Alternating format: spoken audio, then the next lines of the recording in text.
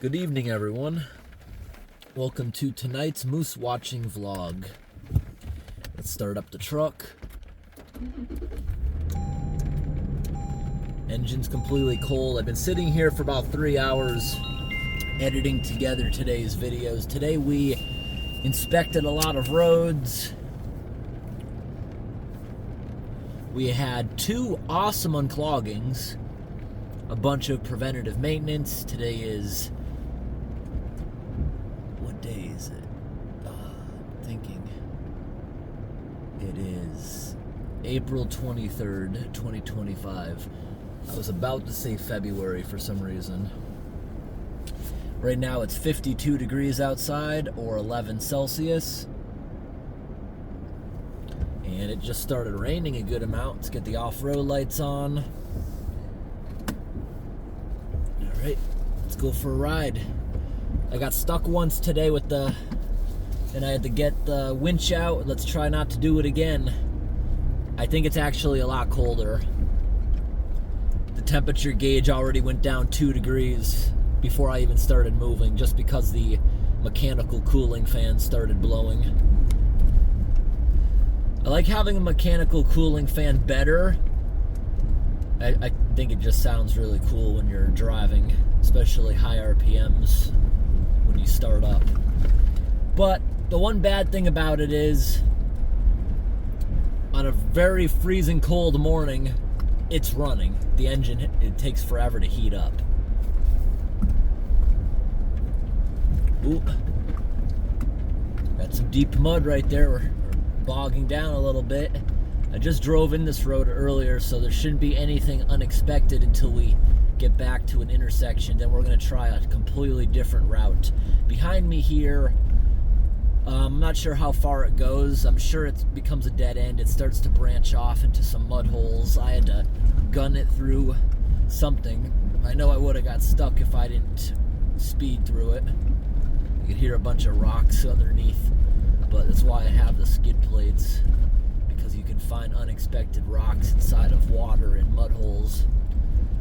Because it's raining, we might not be able to see any moose. They tend to hunker down in this kind of weather, but spring is their most active time.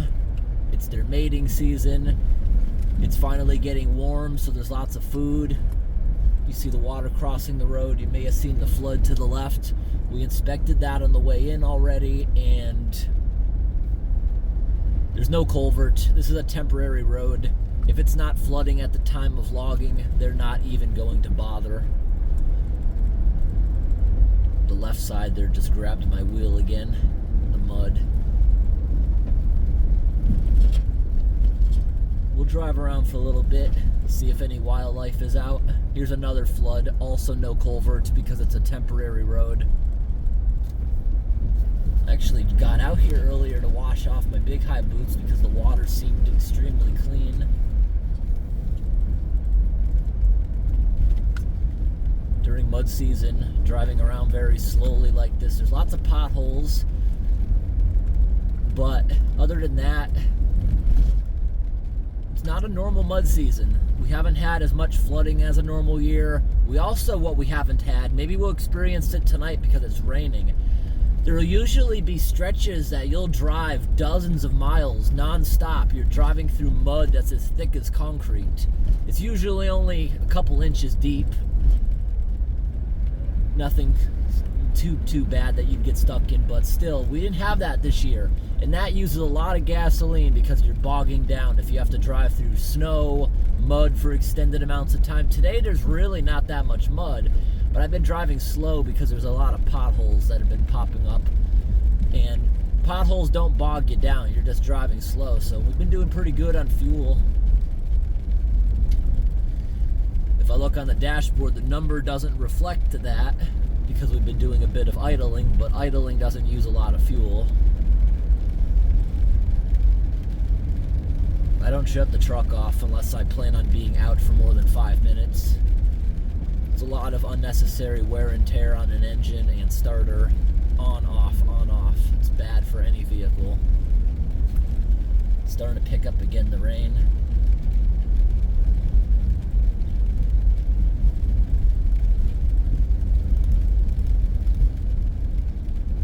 peaceful to go to sleep down these temporary roads. Not many people will go down them. People might come down them in the summertime to go camping, in the fall to go hunting. Okay, here we are. We haven't explored down here yet. I came from the left. But there's no hunters out. It's too muddy for most people to want to go camping, so there's not really anyone out here. Yeah, today I drove all day on the main arteries and didn't see anyone. These small temporary roads, you're not going to see anyone out here. So hopefully we don't get stuck. I don't want to have to use the winch, especially with it raining and all muddy. Ooh, a bridge. I didn't expect to come across that.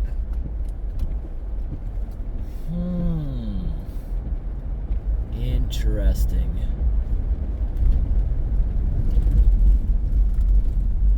I feel like we just accidentally got onto an area, a familiar area.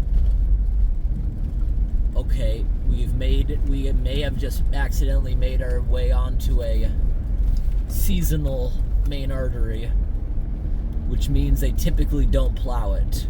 They did plow it though, you see the snowbank, because they were logging it, but they don't log it every year.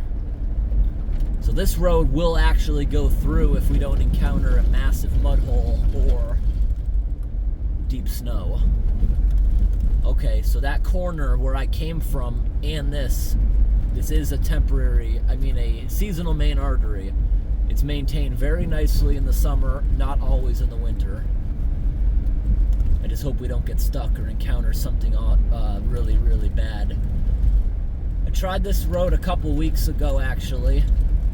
I didn't realize where we were until this moment, because usually I don't come in here from the back end. I tried this 2 weeks ago. It was impassable. The snow was so deep. But hopefully it melted out a little bit, and hopefully I don't get stuck. I'm in the mood I could just go to sleep, but I want to look for moose first.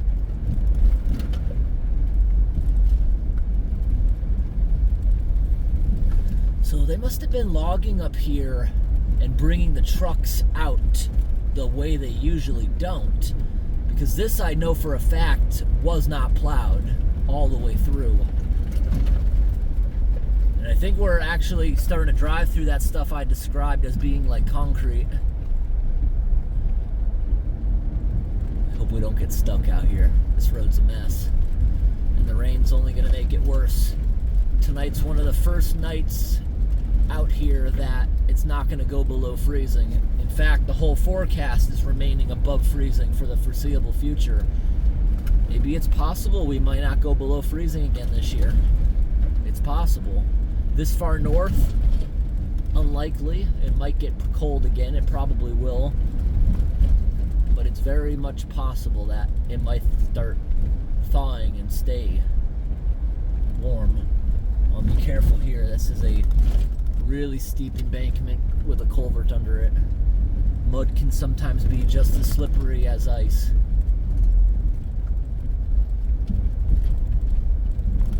Muddy. But thankfully it still feels a little bit frozen.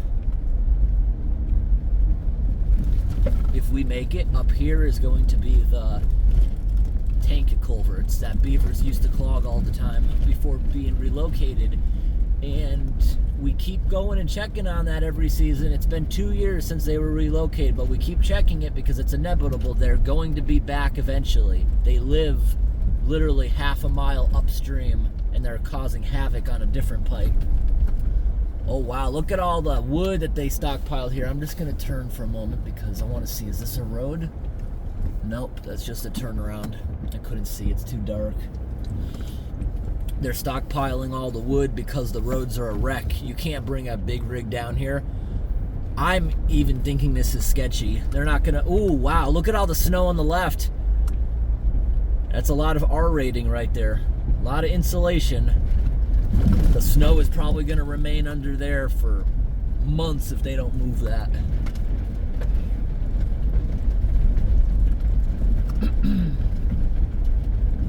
Yeah, those log piles can shift a little bit become unstable with the snow melting, because they stacked that on a snowbank.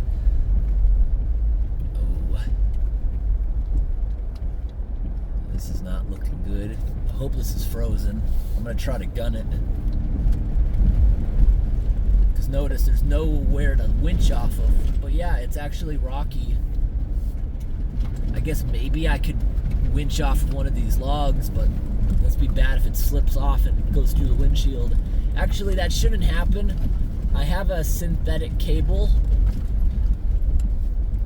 If it snapped in half, it would not fling back like a normal cable or a chain. Ooh, this is deep there, but it's stable at the bottom. That lumber smells so good, or soon to be lumber. I think that is, maybe it's pulp. I did not get a good look at that pile. I'm just paying attention to what's in front of me. This road looks active too. Nope, it's another turnaround for the log trucks. So I guess they'd back the... No, they'd probably come in here nose first, back the trailer up to those log piles. I almost couldn't stop right there. There must be grit into my brakes from going through that muddy puddle. Let's try it again. Yeah, we're not stopping great. Maybe we can go through a cleaner puddle and clean some of that out.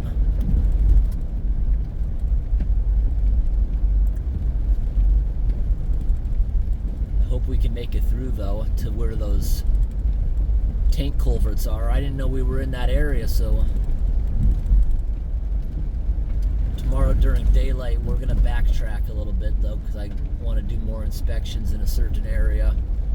My inspections, we put up ribbons. It helps the road crews, it helps other people see hazards out here, and it also gives me information that I need on what is likely to be a problem in the summer months so we can return to it. We're still finding pipes that are completely frozen out here. This far north, they get quite a few days of -30 or even colder. That's about, we think. It's almost the same thing in Celsius, because -40 is exactly the same. But it gets really, really cold out here. So the ground, it can freeze in some spots 4 or 5 feet down. Those culverts will freeze with it, and they won't thaw for a while. All the snowpack will be gone, and they still will be frozen deep underground, causing floods because they can't run. But all it takes is a little trickle of water to make it through there. All the ice will erode quite fast. Here's another culvert.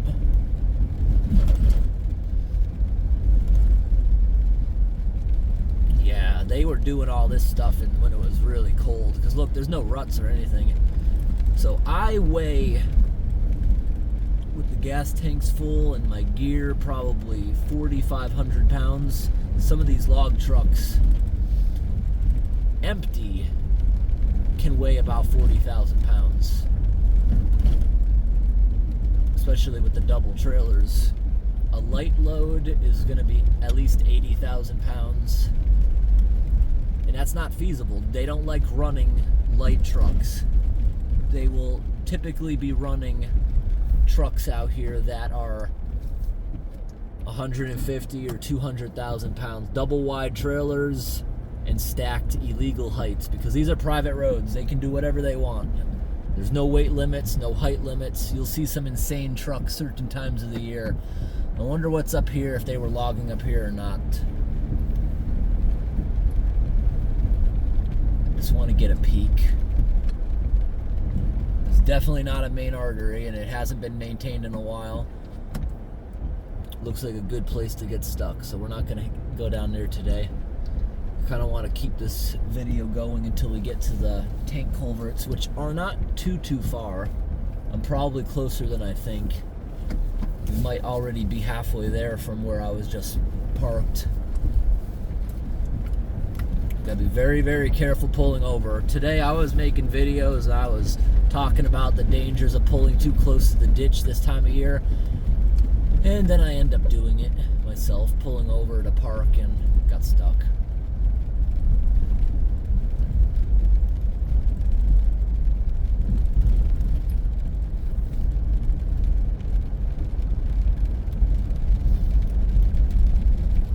Culverts freeze solid if they have water stagnant in them, or if there's a small trickle that can freeze faster than it's flowing. The end of the pipe will just keep freezing over itself until it's blocked. It'll back up the pipe and freeze deeper into it. Any culvert can do that, but the ones that aren't frozen very deep can freeze completely through if they're within 5 feet of the surface. Ice damming can even happen on a 10-foot pipe, but it typically won't block it. There's not enough time in the year to freeze up that fast in layers. But I've seen 3-footers block up completely from an ice dam. We've had fun with an axe breaking them open before.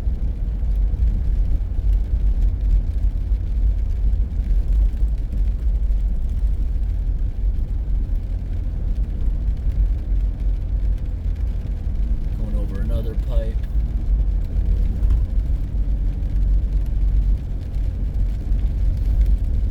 A lot of the log trucks up here are beasts of machines. Those tractor trailers will have their 6-wheel drive, and that's really cool. They got 10 wheels that are moving.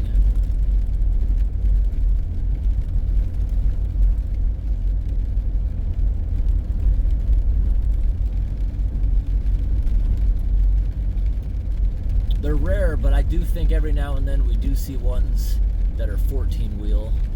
They'll have another third axle in the back. Not very common though.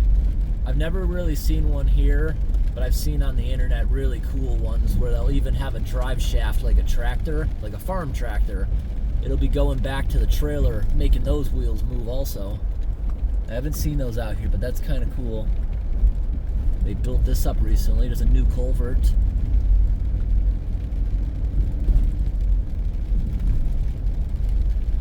There's another culvert.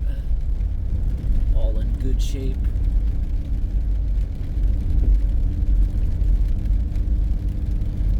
Maybe we'll try again tomorrow night to look for moose.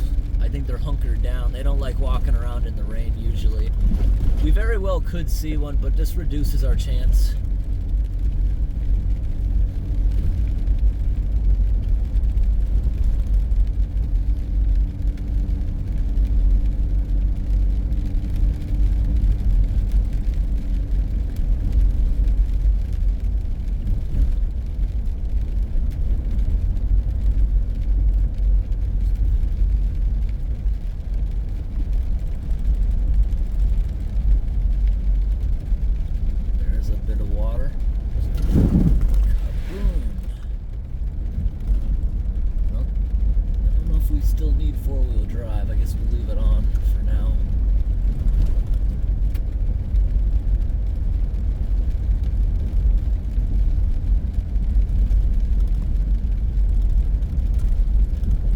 For frog season. I haven't heard frogs up in these areas yet. My area already has the tree frogs.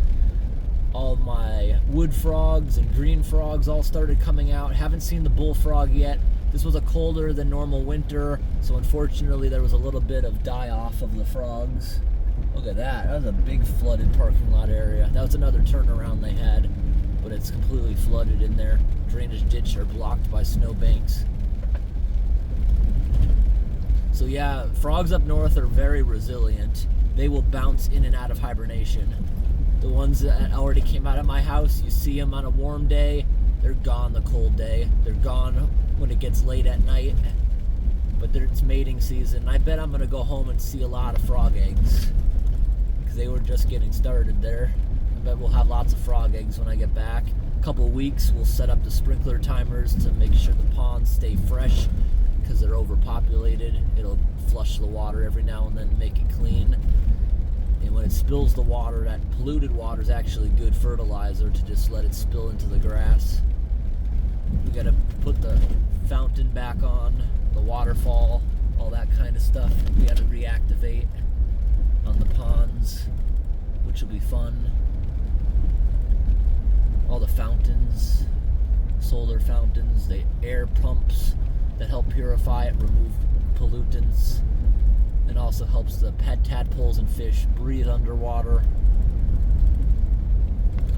Yeah, they're resilient. But we did have a die-off, which means the ice got so thick, I guess there was less oxygen. Maybe that killed some of them being under. But frogs don't have gills, do they? I don't know. A lot of them died underwater. Maybe it froze too deep. But most of them survived. I've just never seen a die-off in my years of having the frog hatcheries. And something else that amazes me, and I looked it up and it's true. There was one day I was outside. It must have been 26 degrees or so. Maybe about -3 Celsius. Pretty chilly. And I heard frogs in the woods. I heard the calls of gray tree frogs. I looked it up and asked, can they be out when it's below freezing? And yes, they can. They're very resilient. They can be out when it's slightly below freezing. Even the spring peepers can. Although I haven't heard them quite yet, but they're coming soon. Last year, southern New England down to New Jersey, a lot of those areas had severe drought. Even out towards Indiana, Ohio. They had a lot of fires down there, which isn't normal. Up here, though, we had a pretty wet beginning of the summer. It got kind of dry at the end of the summer, but by that point, it was already starting to get cool. All the plants were done growing. They're about to go into hibernation, so it didn't really affect us. Even though we technically got into drought conditions, it really didn't affect us this far north. And we had above average snowpack up here. I know southern New England had below average, but we had, actually, I can't say that. Compared to southern New England, we had a lot of snow, but we still only got like half of what we're supposed to get. My area is supposed to average 90 inches a year. We only got, I think, 50. And this area had 5 feet on the ground. This area may have actually done better. This area probably got closer to normal, but I still think it was below. But we've been getting some decent rain, so actually, when I think about it, maybe we're not technically caught up with the drought. But there's mud. There's no shortage of water. All the streams are flowing heavily. But compared to last spring, this year, only certain rivers have hit minor flood stage. Last year, the spring thaw brought a lot of rivers to major flood stage multiple times. Especially over in like Vermont, they had severe flooding all over the place. We had some severe flooding here, but not as bad as Vermont. This year we have nothing. Some of those floods were in the summer though. Maybe we'll get something like that. But this was the most gradual spring thaw I've ever seen. Especially in my area. This far north, it seems to be a little bit more active as far as flooding because there was just so much snow. Okay, so I know where we are now. This road here goes out to the main artery. And that would also go by the Beaver pipe that I say is active a half a mile upstream from the double tank. So that means we're getting pretty close to the double tank. This road straight ahead is going over the double tank. If we would have taken that road there, it's kind of a loop around. And we'll loop back anyways. Is that snow? Ooh. This might be where they didn't plow, like I was mentioning. So we might have to go back that way, or even completely back through everything we did in this video. If the snow starts getting very deep, or where I can't see an end in sight, we're gonna have to turn around. And it's a bit icy. I don't wanna get super stuck. Yeah, they weren't using this road. They may have been logging all of this out the back end. No, I know they were. I know they were, because I was up here 2 weeks ago and I couldn't make this road from the other direction. Yeah, this was not used at all. I could very well be the first vehicle on this section. I hope we can make it to the tanks, because that'd be nice to just to look at them. I was here in the fall, so I doubt there's any beaver issues. Okay, slow it down.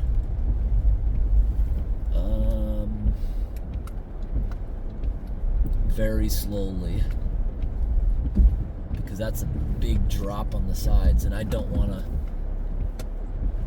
The high beam doesn't do much. I just realized it was off. Carefully brake checking. I shouldn't have as much of a problem going up this.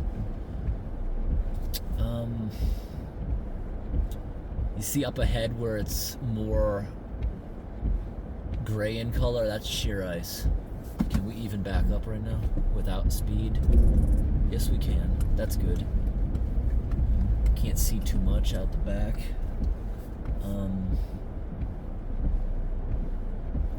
We're gonna do it really slowly. Very, very slowly. It won't be as big of a deal going up. I just don't want to slide because that's enough to flip right there on the right.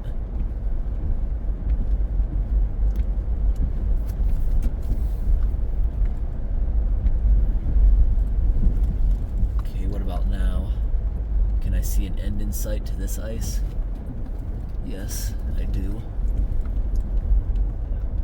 I don't know if those are other people's tire tracks. It might just be snowmobile tracks. I'm hoping the road gets good again. Hope I don't have problems going up this, but at least if I have problems going up, I can back up and try again with more speed. It's not very deep.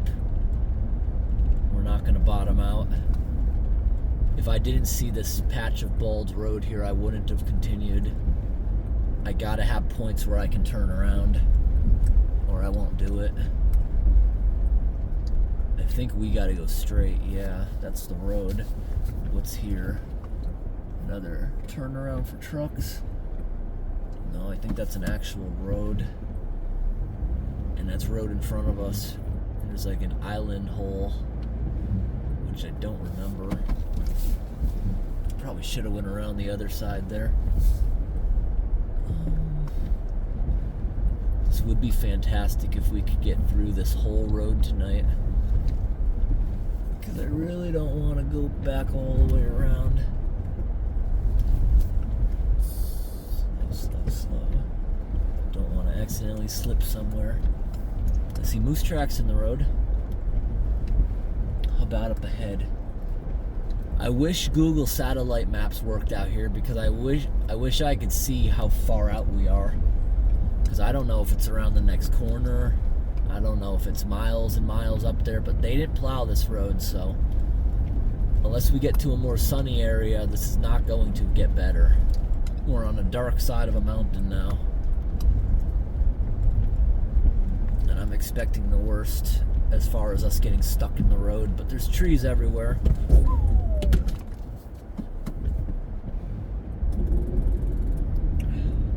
Like how much we tipped as we went towards that side. Now we're gonna aim a little bit towards the other side instead. With my luck, that's gonna be mud, but I think it's solid. Yep. Okay. Now what's this road here? I'm not confusing roads in my eye. I sometimes do that at night. I'll be a little more confused out here. I think this is a good sign that I think I remember this road. I think I know where I am. Am I very, very lucky right now, or am I confused? I'm confused, I think. Everything kind of looks different at night. Slow it down. If I get tired, I'll just navigate out of here in the morning. I'll find somewhere solid to park and sleep.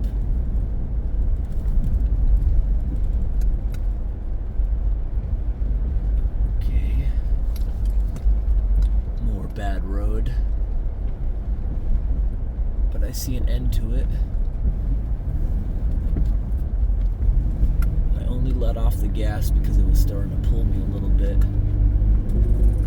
We're eating our way forward, so keep on the accelerator. Doing good.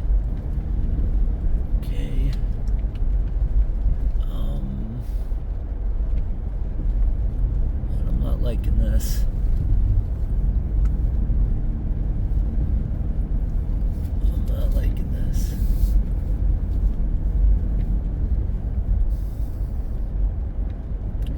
not very deep. Those are moose tracks. I don't want to get stuck or slide into a ditch. But at least in this situation, I'm very confident if I get stuck, I'll be able to back up and give it a go with more speed.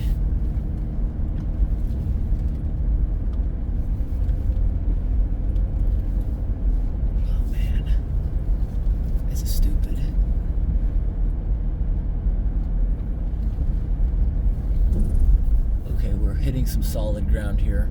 I might attempt to turn around. I want to take a look up there, honestly, before I continue this. If I don't see anything up there, I'm not gonna continue this.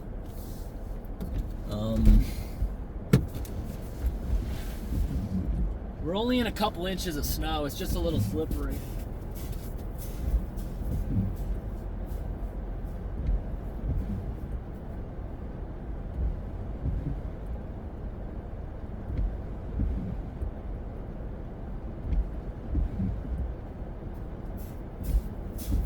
Absolutely not. We're not continuing this road. We'll have to come back next month.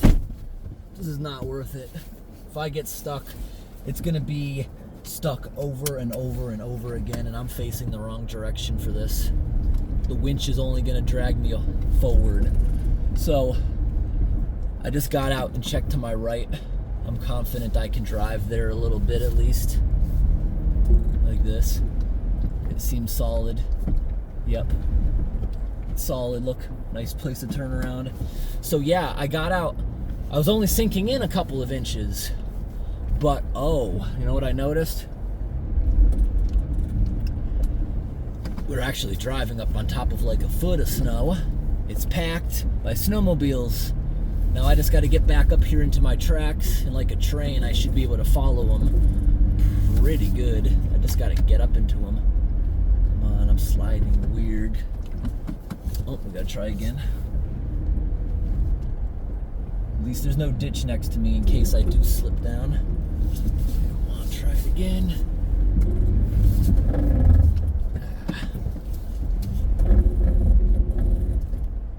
There's nothing in front of me to winch, so don't do something dumb. Okay, I think we're back up into our tracks.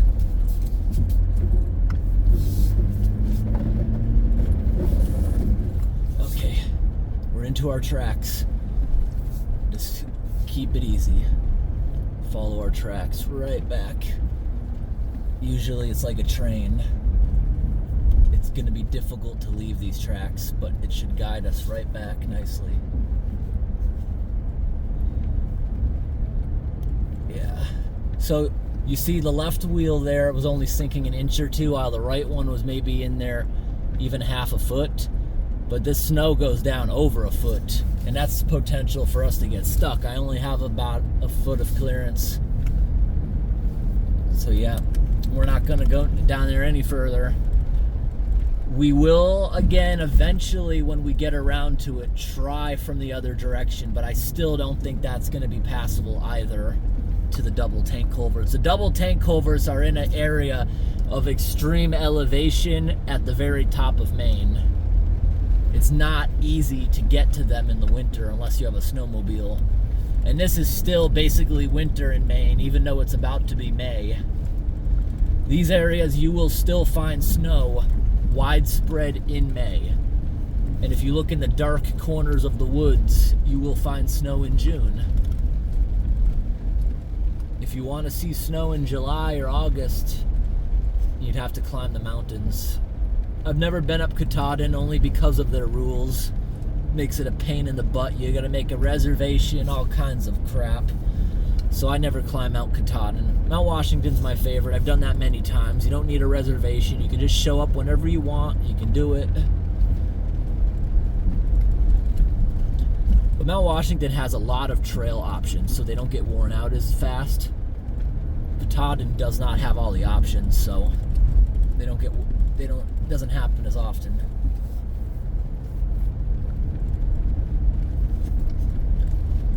They have reservations. They don't want a lot of people climbing Katahdin because they say the trail will get worn out. But my whole point was, you go up Mount Washington, not the side where the Jewel Trail or Ammonoosuc Trail is. You do the Huntington Ravine Trail or Tuckerman Ravine Trails, there will always be snow down in the deep crevices, which is cool. Okay, the tracks are not giving me much stability, so right now I'm trying to give it enough gas where I don't start sliding back, but not too much gas where I'm going to go off track and have to winch out. Almost there. A sigh of relief right here when we get to the... Alright, I got a little bit more to go, but at least we didn't encounter anything severe. We will get out of here today. Don't ever attempt dumb things like this if you're low on gas. We are on just under half a tank on tank 1, and we still have tank 2, which can fill that up another time and a half. We got enough fuel on us to still go another 700 miles.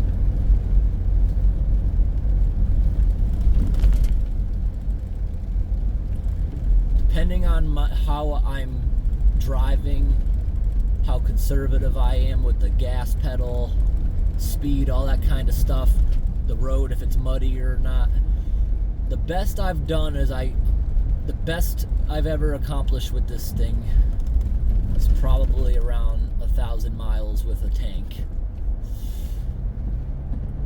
The worst is maybe 600 miles if you're bogging down through deep snow and mud.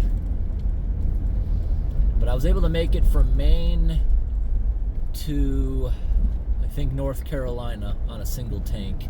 But that was highway speeds, going between 70 and 80 miles an hour at times. This truck likes going between 50 and 60 the most. Go any faster, it will eat gas. Even if you're going 30, the truck likes it. 30 is even okay. 30 we get pretty good. That's what we've been doing all day today.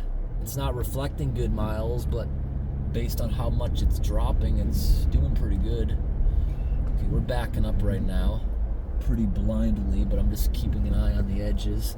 I want to go up this road right here that's plowed. They either did more logging up here or they have another way out. I don't think it's another way out. If it is, it's probably going into Quebec. A lot of the material here gets shipped up to Canada, pressure treated and sent back. This is pulpwood, but it can be made into things like pressure treated chipboard, things like that. Maybe plywood. I'm not sure if this is the right type of tree for that. But I know all the lumber goes up there, pressure treated, and gets sent back. Stuff that's kiln drying, I think, stays here.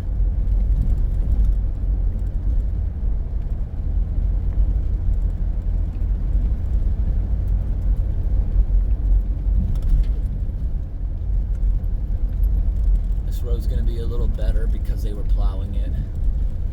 Let's see if it's passable around to where the Beavers currently are.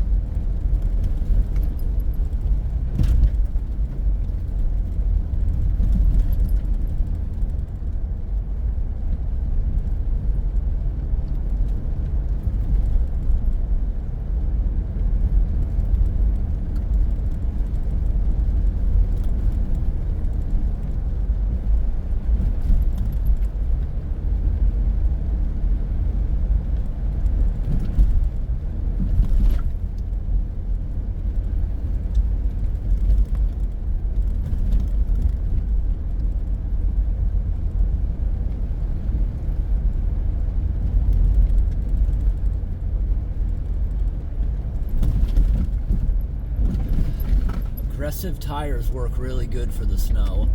I have really aggressive Falcon tires that are all season.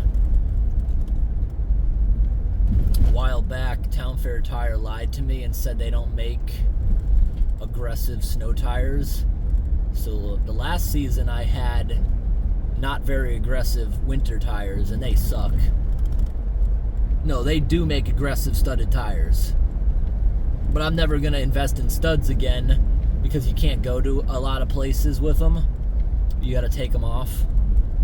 And The studs really don't do much to make it worth it. They scratch the ice, so it's obviously doing something, but I really can't tell the difference. In winter tires, it's softer rubber, and that's what makes the difference. But other than that, no. I probably won't buy studded tires ever again. They make all-season studded tires, but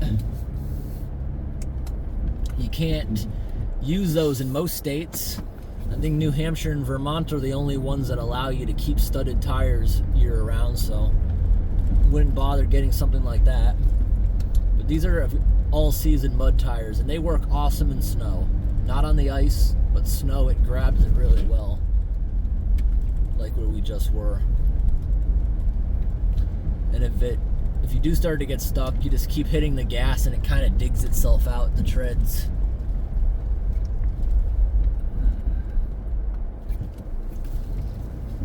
It's not the road. Just making sure. These roads can change dominance depending on what they're using. I think we're likely going to be forced to turn around.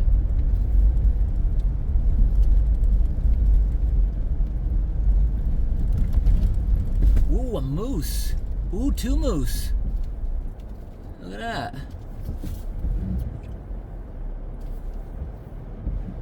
Looks like mama and baby just ran in there. We might be able to see them again because that looks like a road. Maybe we could look at them for another moment. That's not a road. That's not a road. It might be a skidder road.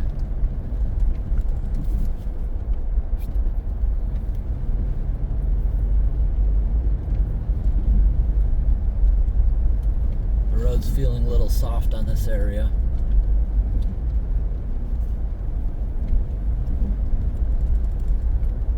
That's why they're not sending trucks here. Nice, seeing a moose. 2 moose. This is the most likely time of year you'll see them. They'll start hunkering down before tourist season. You won't see as many come June, especially July. They don't like the heat. They're not as active. I think a lot of them will retreat up into Canada. Well, depends on the year. We had one year it was really hot. We didn't see any moose. I think they all went north for a bit. But then they all came back when it started getting cool.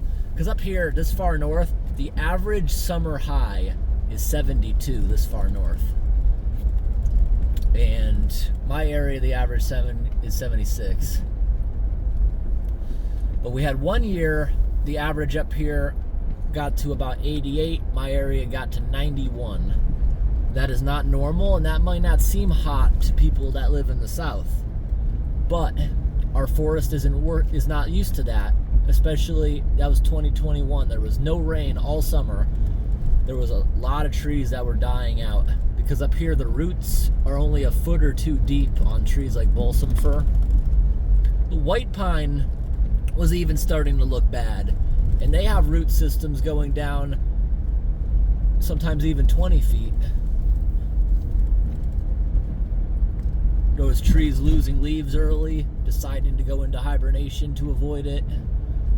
Even the willow trees on the sides of the road that love water, they were all dying because the drainage ditches weren't being used.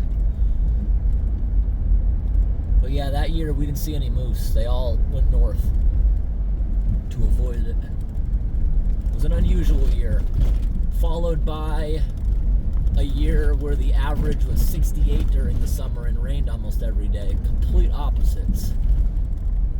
That year my garden did so bad, there was mold growing on even native trees' leaves because it was wet every day. Up here it's supposed to be wet a couple days of the week, and we are supposed to get a pretty good amount of rain actually, but it was every day and it never really dried out.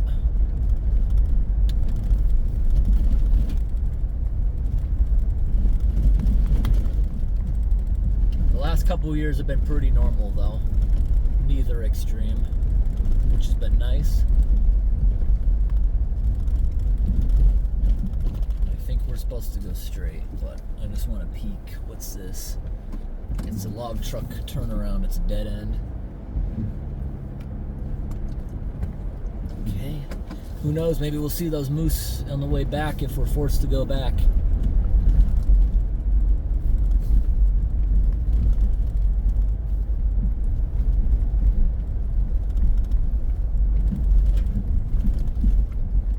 Ooh, we are absolutely forced to go back. This is a dead end too.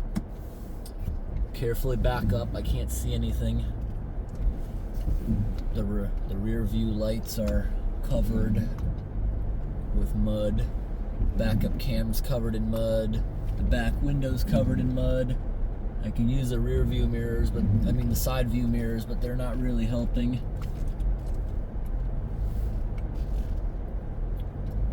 We just gotta back up to where I just looked in and use that. I could have done like a 5-point turn up there. Not quite sure why I'm doing this. We are having to go all the way back the way we came.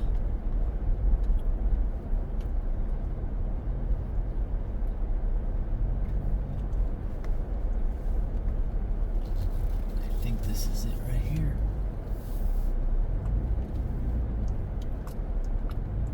Backing up slowly. Good. Maybe we'll see those moose on the way back, or a whole different moose.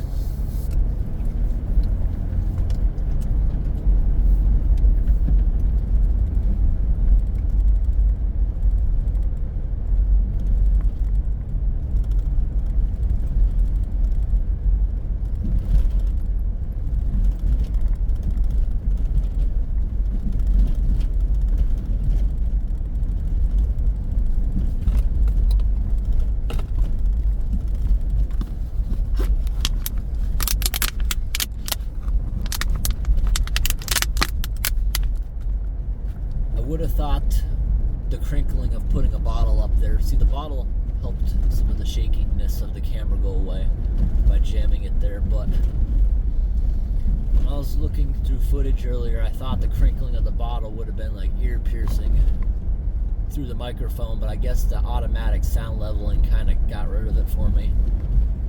I didn't even notice it.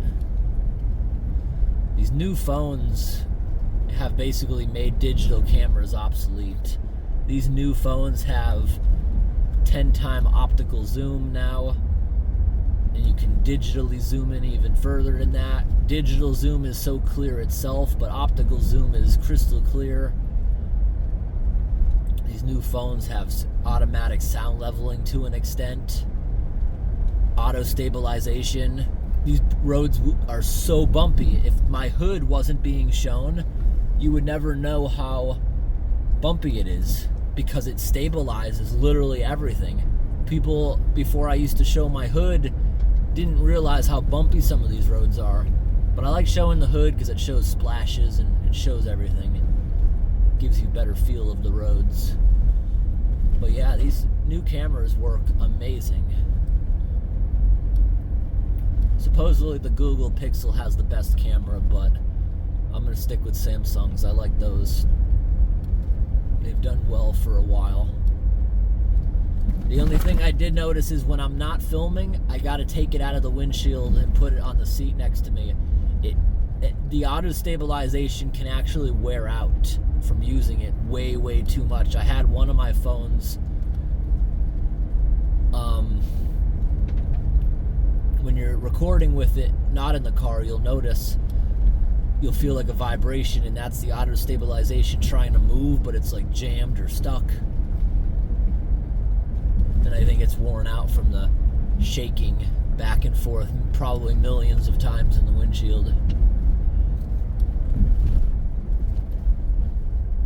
These roads are so bumpy, you can't just go slow. It would take forever to get around. There's hundreds of miles to cover. Today, right now, the odometer is at 109 miles since I woke up this morning.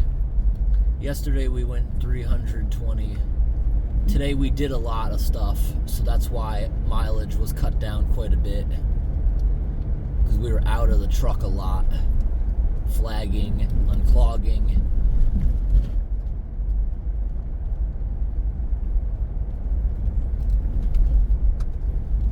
We've already gone by where the moose were.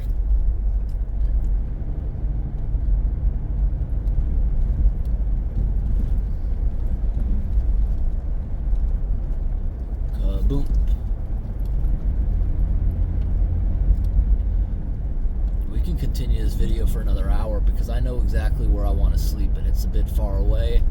I've completely caught up on editing today. Actually, I haven't. I actually have something in the editor that's slowly processing, but the bulk pieces of everything are together, and I just have to splice just a couple of things that I individually did.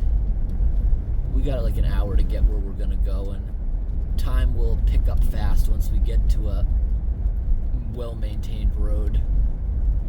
We just gotta get through these mud holes that I know are about to come up. See, we're the only vehicle for a long time. I bet the roads were snow covered when the trucks were in here. That's why you're really not seeing much of their tracks.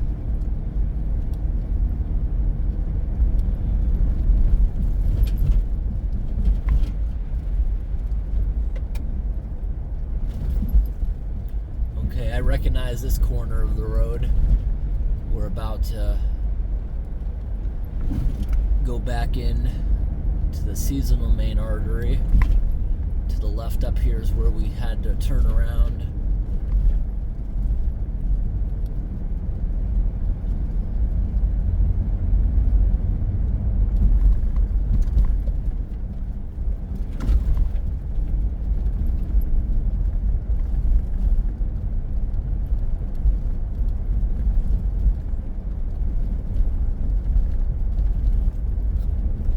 The mud's actually acting like a cushion. This is kind of smooth.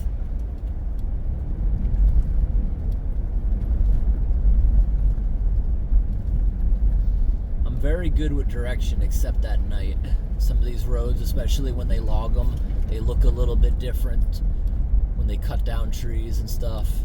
When they make certain roads more dominant than they used to be. Okay, here we are. Mud can be slippery sometimes, so we gotta watch it.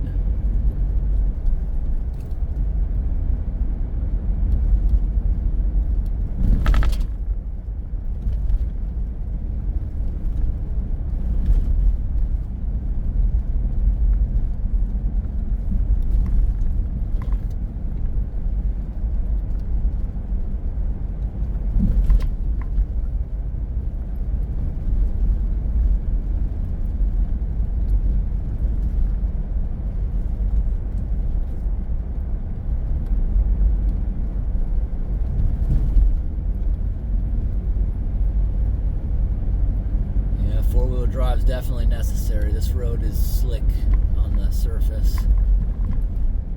We'd be fishtailing without it.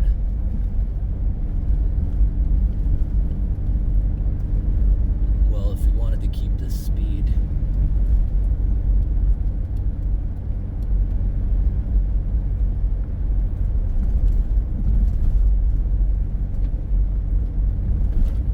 It's safer going around these corners at night, because you'd see the headlights of somebody else. We're not going fast enough for a moose to really be a danger unless it jumped right out in front of us. They don't usually jump out in front of you. They're usually gone or standing still. It's happened to me twice, but I'm always around the moose. They're usually not the type to jump in front of you like a deer. Deer, I don't even see them often, and they've done that to me like a dozen times or more. 3 times to the extent I had to lock the wheels to stop in time.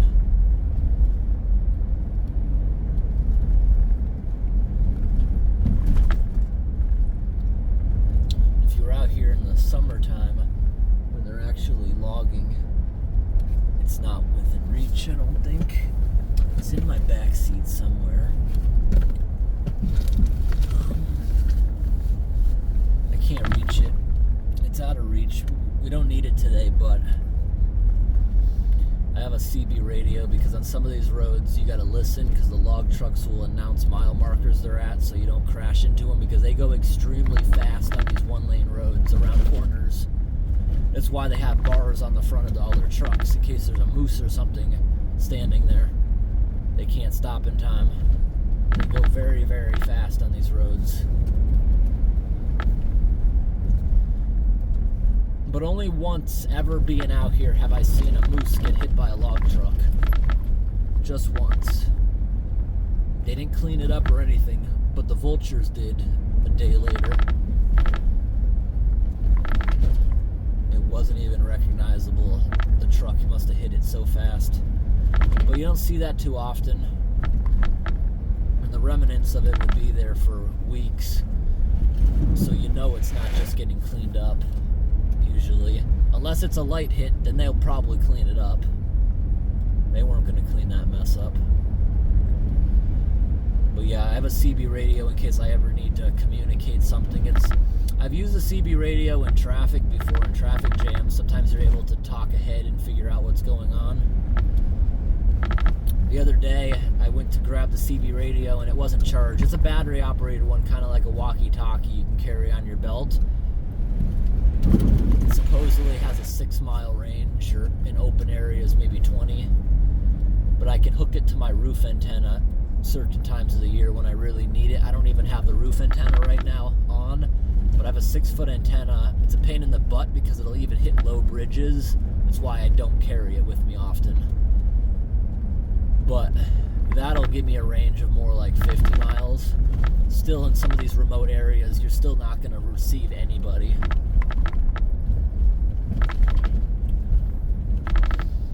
But yeah, the battery was dead about a week ago. I wanted to tell a truck driver. I was on the highway and I saw he left his scrub brush in a 5-gallon bucket. I'm assuming was filled with water because it didn't blow off. It was on his stairs. It was like one of those nice, big, square body trucks that had like a big enough step that a 5-gallon bucket full of water wouldn't fall off it. It was just sitting there with his scrub brush. He somehow forgot it.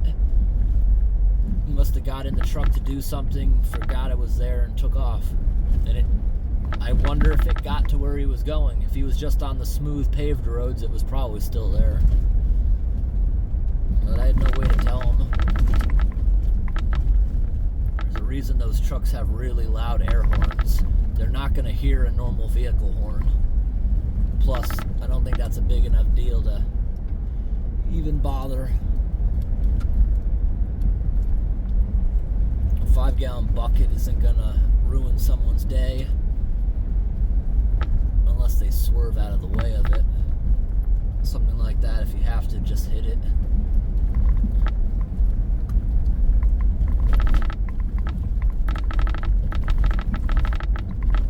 That noise is getting worse. I gotta figure that out. Hear that noise right there? Oh. No, I think that might have been the bottle. No, the dashboard's been making a squeaking noise from time to time. I think it has to do on temperature. When it's colder in here, the dashboard seems to make a noise. I know my old car used to have that. On cold mornings, the blower fan for the heat would be snagging on something and you'd hear it rubbing. But as it got hot, air going through it, it would expand the ductwork and it wouldn't hit anymore. Vehicles make weird noises. I guess more so if you drive things like this, constantly rattling everything. This truck has now got up to, what do we got on the odometer total? 72,463 miles.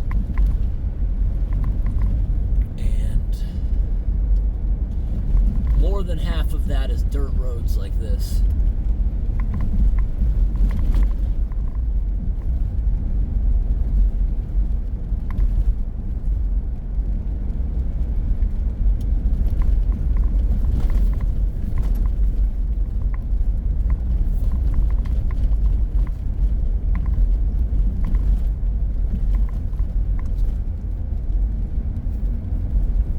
Rain is starting to pick up again. Section. Can't wait until we go across that bridge, because once we go across that bridge, it means the next right is the way out of here, and the main artery is like right there. It's just a little cut through over a river.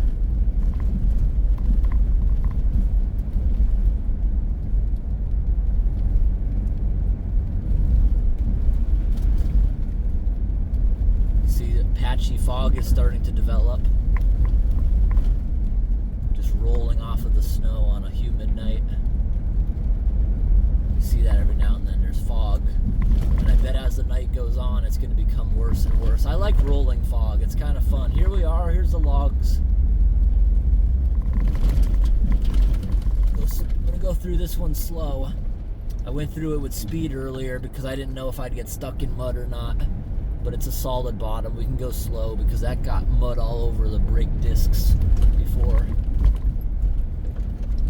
Sometimes after these roads, each tire I had to keep the pressure washer on it for like 10 minutes a piece, slowly going around the rim. There'll be so much mud packed in there like concrete. It's so hard to get off.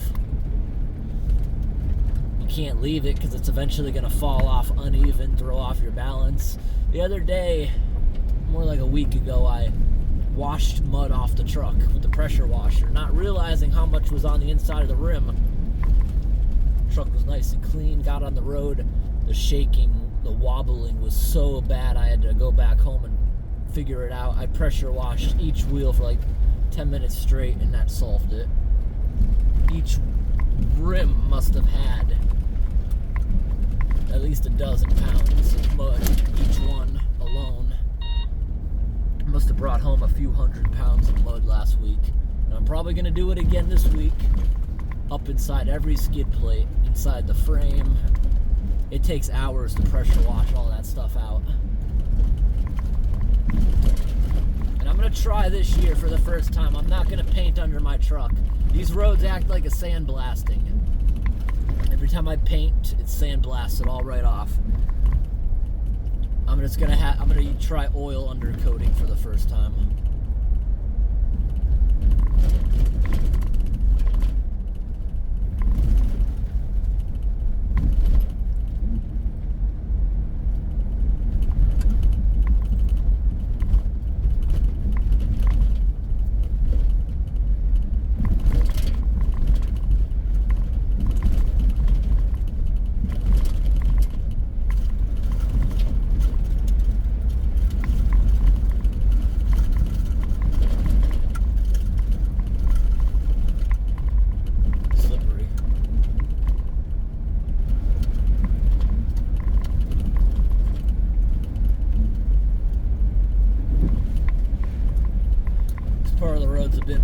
They must have been running trucks here longer than far out there where we just turned around.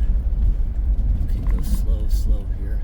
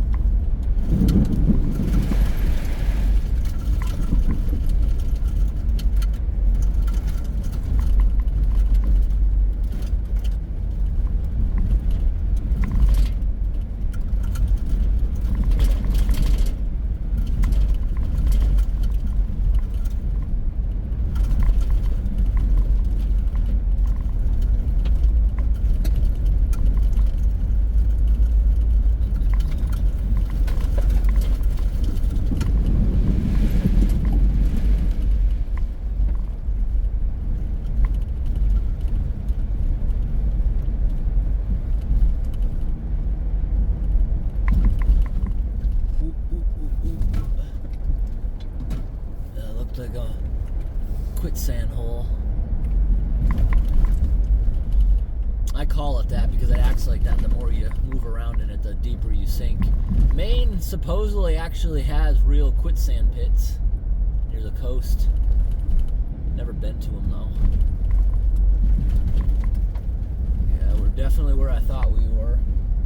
On the left side of the road, there's a porta potty there that belongs to a state campsite on the other side that's snowed in at the moment.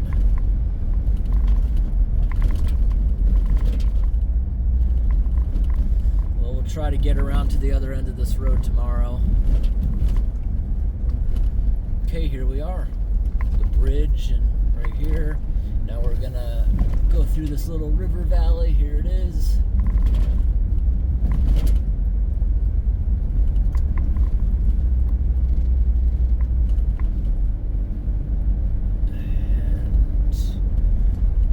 Further than I thought.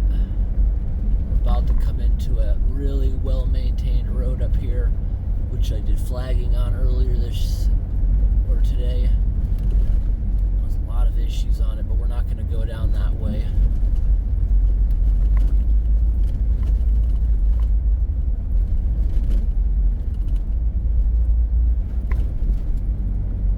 There's more here than I remember.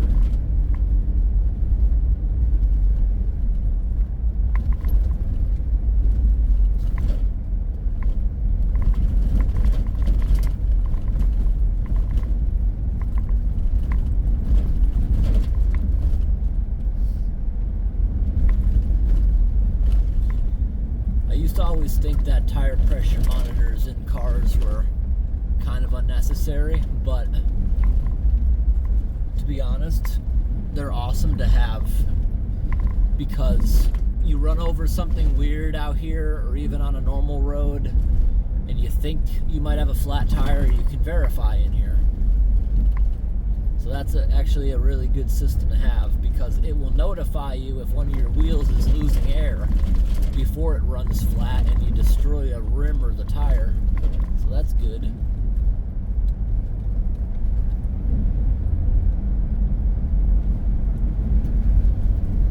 To this day, just about every flat I've had has been a nail, even out here. One time there was a sharp rock sticking through it. I actually haven't had a flat tire in 2 years. I just started buying much better tires. These much better tires don't give you a very smooth ride. They're hard, like a heavy equipment tire, but they're really reliable. They're smooth on the road. They're really not that much noticeable compared to another one. Okay.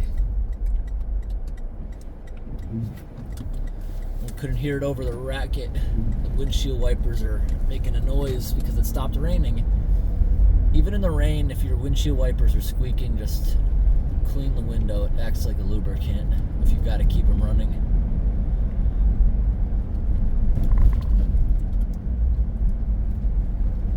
Rain-X windshield fluid works really great, but it will clog up your lines and the pumps. It puts more stress on the pumps because it's thicker, it's very waxy.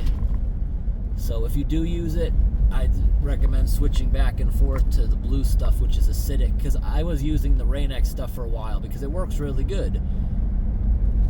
You don't even have to use the wipers at high speeds. It just goes right off, beads up, right off, makes the whole windshield hydrophobic. But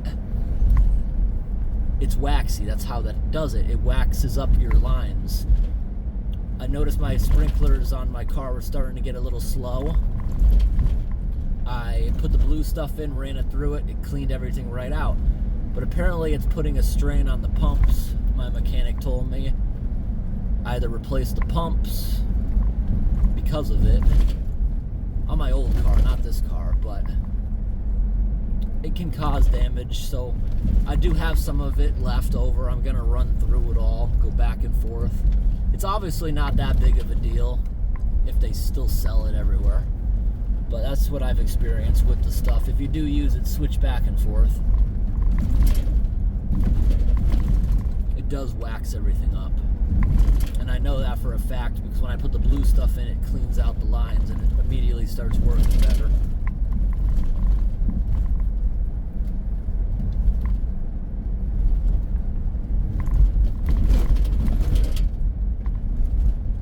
Oh, those are my blue ribbons there. As an early warning, because heavy trucks could sink into this a lot more. Heavy trucks are what cause these ruts right here. But the log trucks aren't coming out again probably until June, so they're just stockpiling everything next to the road. Logging is still happening, but trucking is not. They gotta wait. They'll probably get going again in May.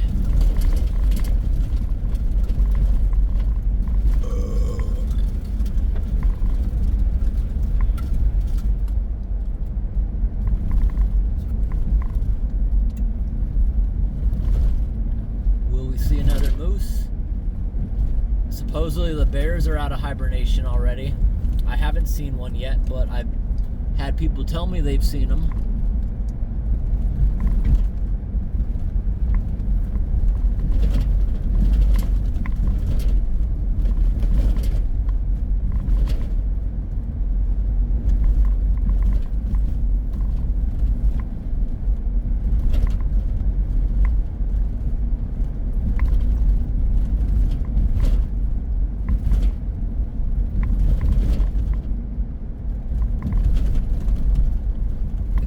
Somewhere where I got very stuck earlier.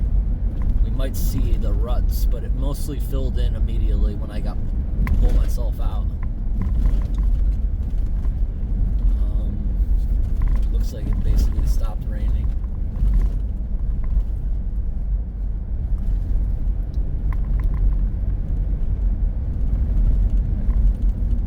Even with the off-road lights, it's looking pretty dim outside. I might need to wipe all the headlights off. Might be muddy.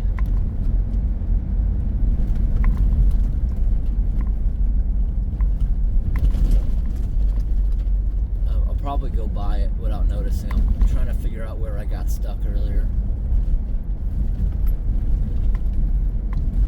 I pulled over. That was stupid of me. I got stuck. You see the edge of the road? It doesn't look like much, but you can get stuck on most of it. You'll just sink into the edge. You want to drive in the middle of the road at all times unless you're letting someone pass. You gotta be careful over there.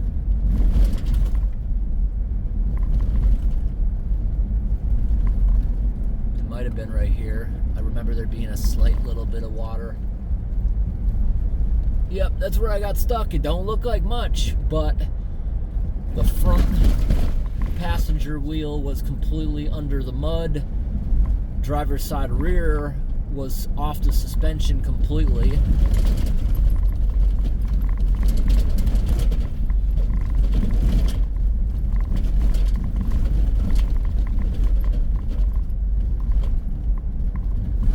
We had a busy day on this road. I was down here 6 hours.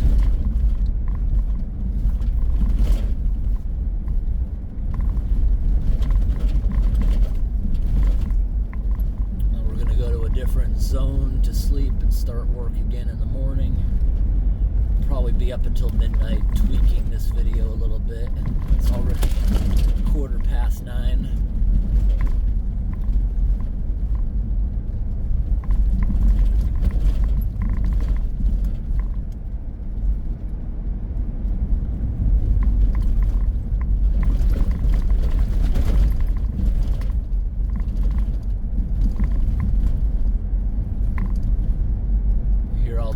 At first I thought that was a problem. I guess rough country shocks are just loud. They've always been loud compared to factory Toyota shocks. The only reason I did that because I had to switch them over in order to put a lift on this. The factory shocks are, I know, very, very good, but they're kind of proving themselves. They've been on here 72,000 miles and they're still going good. They've always been a little loud. My old car, the struts are original at 378,000 miles. The shocks in the back did not break, but I was forced to replace them because the mounting bracket literally sheared off. I guess the shocks just had enough of over 100,000 miles of this, not even being an off-road vehicle. It handled good.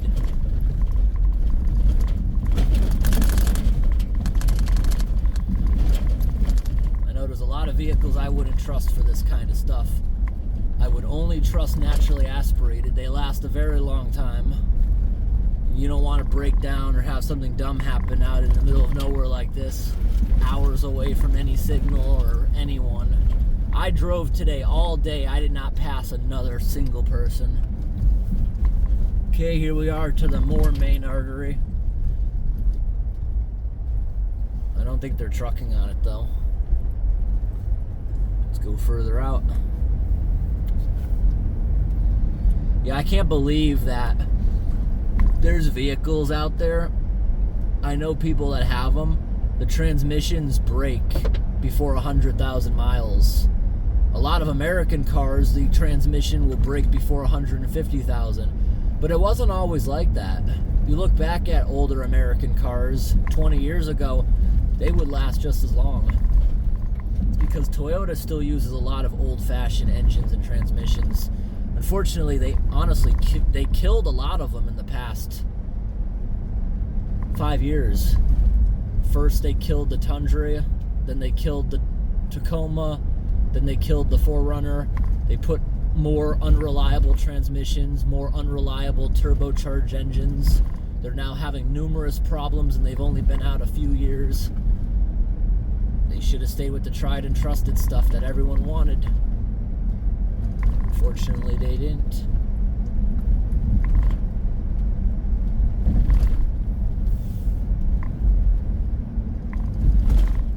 Some of their smaller cars still have the good engines, though.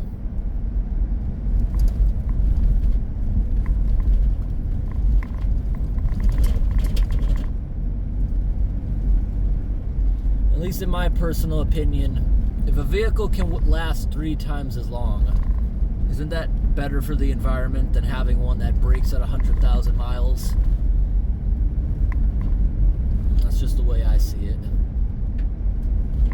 Even when I look at the statistics of electric cars, I see no way that would possibly be feasible for what I do, but a lot of the manufacturers even say, even if you're using 100% clean energy, it takes like anywhere from 50 to 100,000 miles, depending what vehicle it is, to even break even environmentally. But most of our power is dirty, so that doesn't even make sense in the first place, unless you had solar panels on your house. But considering this truck can go up to 1,000 miles on a single tank of gas, I don't see myself switching over anytime soon. But I do love the new technology that I seen Dodge coming out with. And I think Dodge may have stole the idea from Edison Motors. You have a generator that's producing power for electric motors. That type of hybrid is extremely efficient because you get the extreme acceleration of an electric car, but you get the reliability of the engine on board. That's a cool YouTube channel, Edison Motors, showing these semi trucks that can get up to 30 mpg when a regular one gets about 6. It's because it's a diesel generator producing power for the electric motors, which is extremely efficient compared to a regular diesel truck. I hope things like that take off for all vehicles. It's a lot better than an electric car using something like that. And it's also cool because you can use off-road red-dyed diesel, because the way the law is written, you cannot use... Ooh, another moose up there! You cannot use you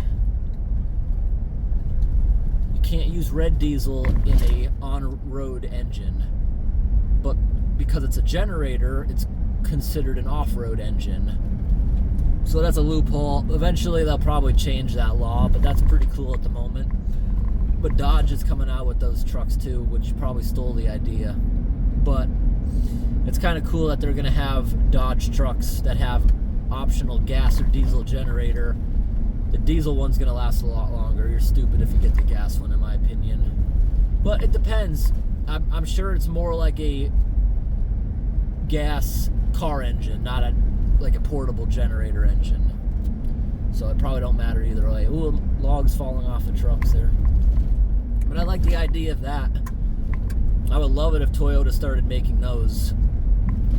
Have a nice naturally aspirated engine that's proven to be reliable, but it's a generator. That'd be a really cool idea because they're very efficient. In that case, I'd rather have a diesel, but Toyota's never really sold diesels. I don't think they ever sold diesels in America. They do in other countries, but they don't here. Diesel never caught on here, even though it burns cleaner than gasoline. That's why all the European countries have a lot more diesel cars, because it burns more clean. Never took off here though.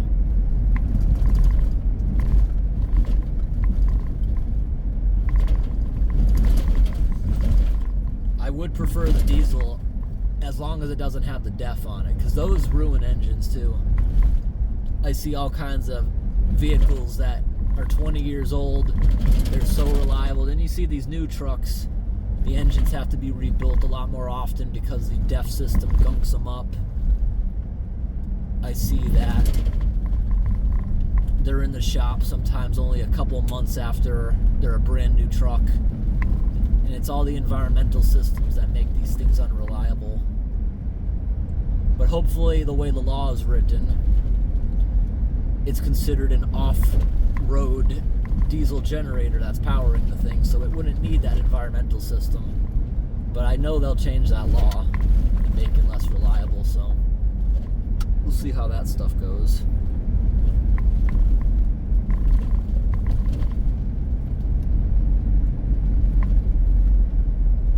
But I know a lot of states allow you to delete that stuff, so that maybe that would be good too.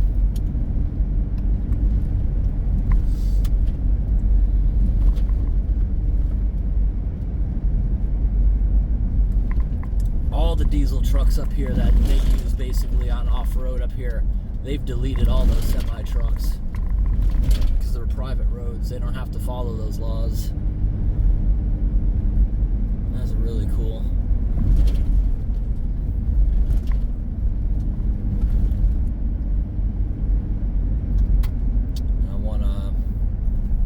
It could be nothing. I want to turn around. I want to take a look at what we just saw. I don't see anything flooded. I just saw an area of a lot of water, and I know there's a culvert pipe there. I just want to see if we can confirm if there's anything there, and we don't have to come back here tomorrow. Ooh, I hear a spring peeper. I'm gonna put the window down. Maybe you can hear it. Ooh, there's a couple of them. There'll be times of the year you'll have thousands of tree frogs peeping at the same time. It's an ear-piercing, high-pitched noise throughout the entire woods. I don't see a blockage, but honestly, I'd feel bad even unblocking that one. Tree frogs are probably laying eggs in there, so it's not flooding the road. I'm just gonna overlook whatever condition that culvert could be in. I don't want to kill frog eggs. Ooh. Where's Mama Moose? We got baby moose. That means Mama Moose could jump out somewhere.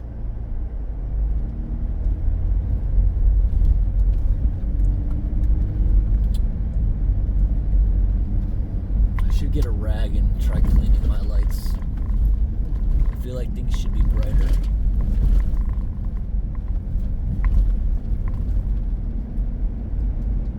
Move away a bit where Mama Moose wouldn't be.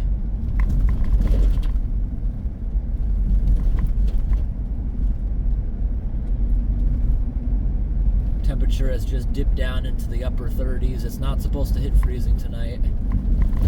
It's about 4 degrees Celsius outside.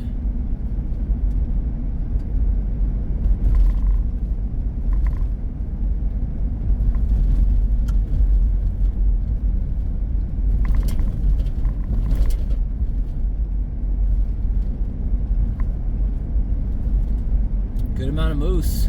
Yeah, it stopped raining, so we will actually maybe see more. They'll be out and about. And moose, they're just like humans. They don't like walking through trees, bumping into trees, and getting soaked with the wet trees dripping on them. So we will see a lot of them in the roads. And it's just plain outright easier to walk in the road than it is through the woods. So that's why they're out. We should see more. We'll drive a bit.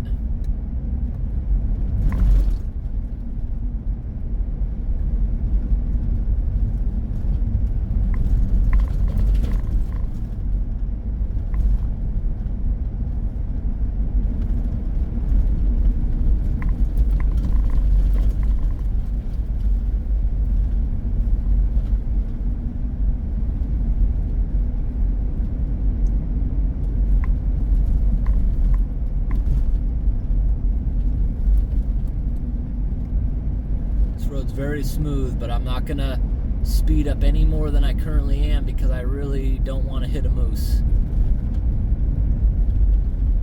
Speed limit here is 45, but I'm gonna keep it at 35.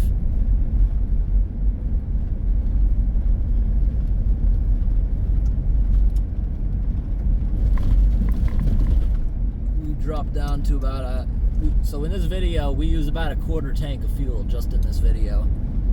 High RPMs through a lot of that stuff. We're driving a bit faster than I was the rest of the day. I'll transfer fuel in the morning. I'm probably gonna end the video around here in a moment too. Or at least take a break. I want to drink something. I've been talking a lot.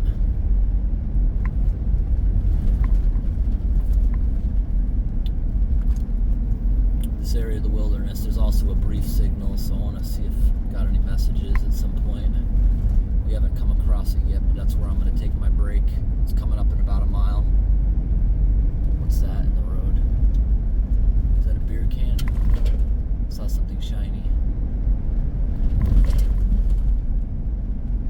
See, at night like this, when the visibility's not great, there's light fog on the road. This is when you see why I flag all kinds of bumps and holes, and I appreciate other people that do it because I can crash into it on nights like this when visibility is not great. Okay, I got a bar of service.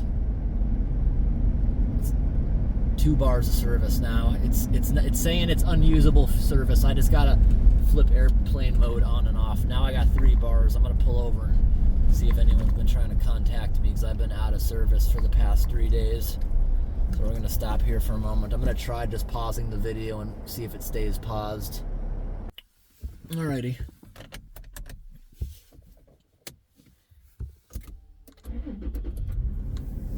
Here we go. We're gonna continue a little bit back out into no signal area. We don't, on these good roads, we can shut the 4-wheel drive off.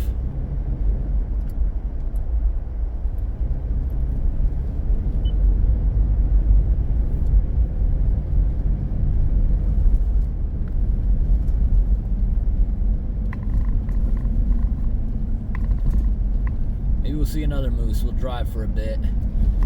Sometimes when I'm out in the wilderness, I specifically park at the areas where there's a signal, but tonight I'm gonna park where there's no signal intentionally, so I have no reason to be distracted while I'm putting a few videos together.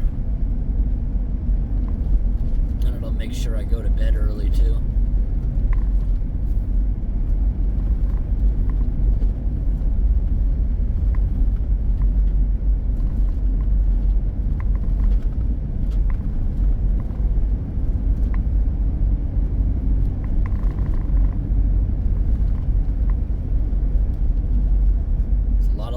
Falling off of trucks on this road. It's one of the main arteries bringing all this stuff out.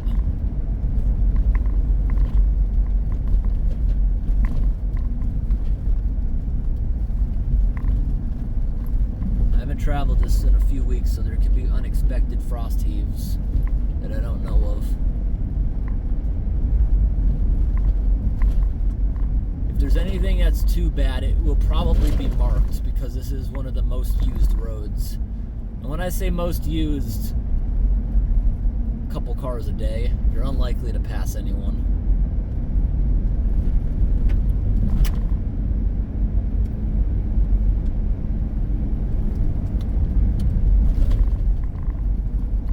Here's an interesting fact about up here in Maine.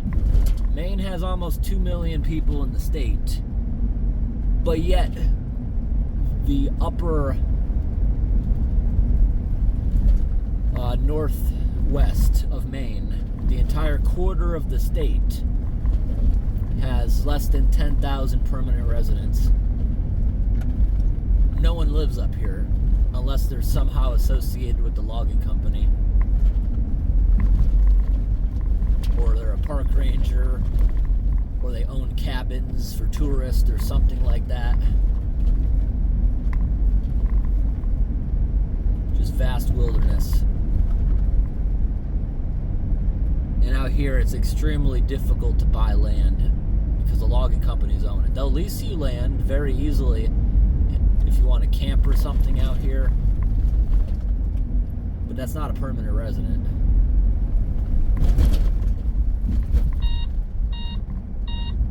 As time goes on, there's only going to be less and less land, so these companies will not get rid of it. They certainly won't get rid of it very cheap. I know someone that bought 12 acres off a logging company. It may have been 30, but still, the guy spent $3 million, I believe, on it. It was a good property. It was a peninsula lakefront on a few sides. The guy already had buildings there, and the logging company knew because of the buildings, well, we're never going to get to log this again. We're going to sell it. And they did sell it for a ton. They don't sell cheap, these logging companies.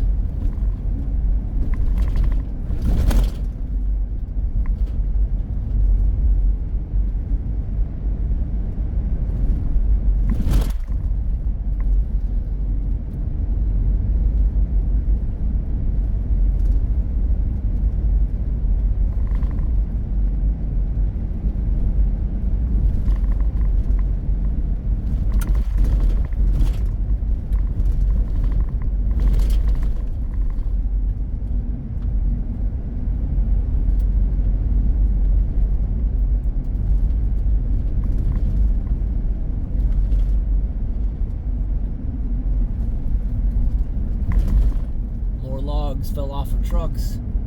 Look at them all. Another one.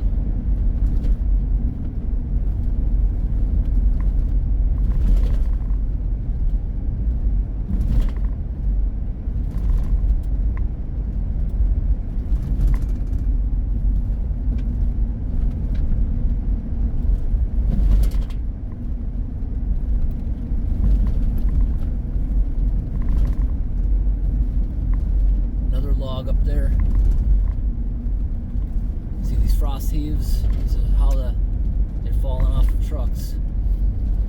Those tractor trailers get good traction even on mud. There's been times I couldn't keep up with them, even like I'm not driving right behind them, but I couldn't like keep the same speed because they're so heavy. They get good traction even on the slippery roads. They drive super fast. They'll be driving 50, 60 miles an hour through this stuff. Heavy vehicles ride smoother over bumps, but logs fall off. But them driving fast is better for profit, even if they lose a few. And they do end up picking those logs up because they're never there in the summer. They'll eventually pick them up.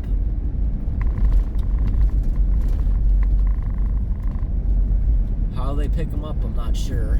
If it's a one-person crew or if it's one of those tri-axle trucks with somebody on the back of it that's just riding it as they drive slow and just picking it up with a claw. Because if it's one guy doing it, if he has to keep going from the driver's seat of the claw to the truck to the claw to the truck, it's going to take a while. I'm not exactly sure how they pick it up. Or if the grader just buries them. I don't know. They're never there in the summer. This road has got a lot of them.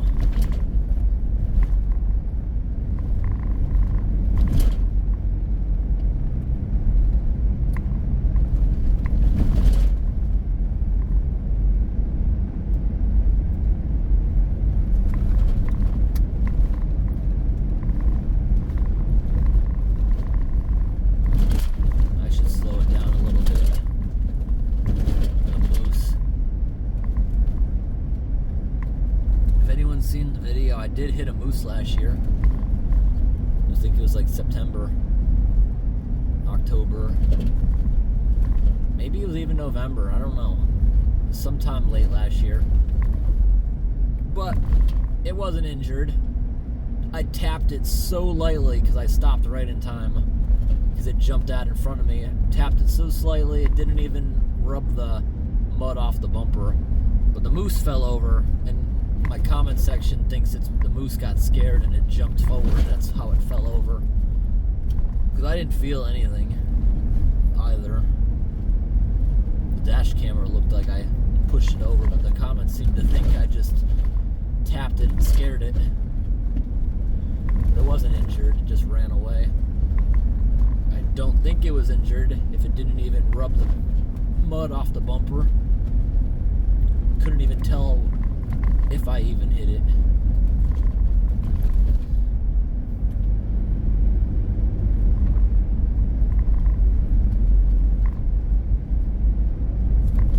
Gotta watch out for them.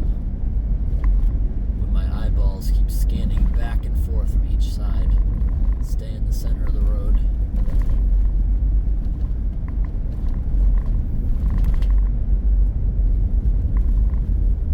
I wish I had ditch lights like a train that shine off to the sides. That'd be good for this. Ooh. Oh, these beavers. This was beavers. Look in the road. There's pieces of beaver chewed sticks everywhere. Let's investigate this, and we'll have to come back tomorrow. If it's something we can do, we got to figure out where the pipe is.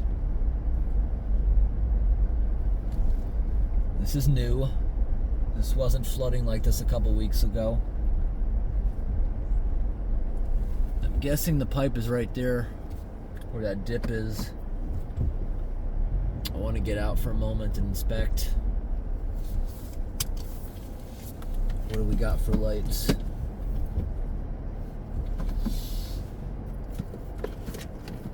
I'm gonna walk out there with one of my dive lamps. Let's disconnect. My truck lights aren't that muddy. Yeah, look at this. This is active beavers that are doing this now. This is not from the fall. This is a brand new little beaver dam right here. I'm thinking this is the culvert here. If it is, it's internally clogged. It looks like it could be there, but the blockage isn't on the end. Is this a culvert?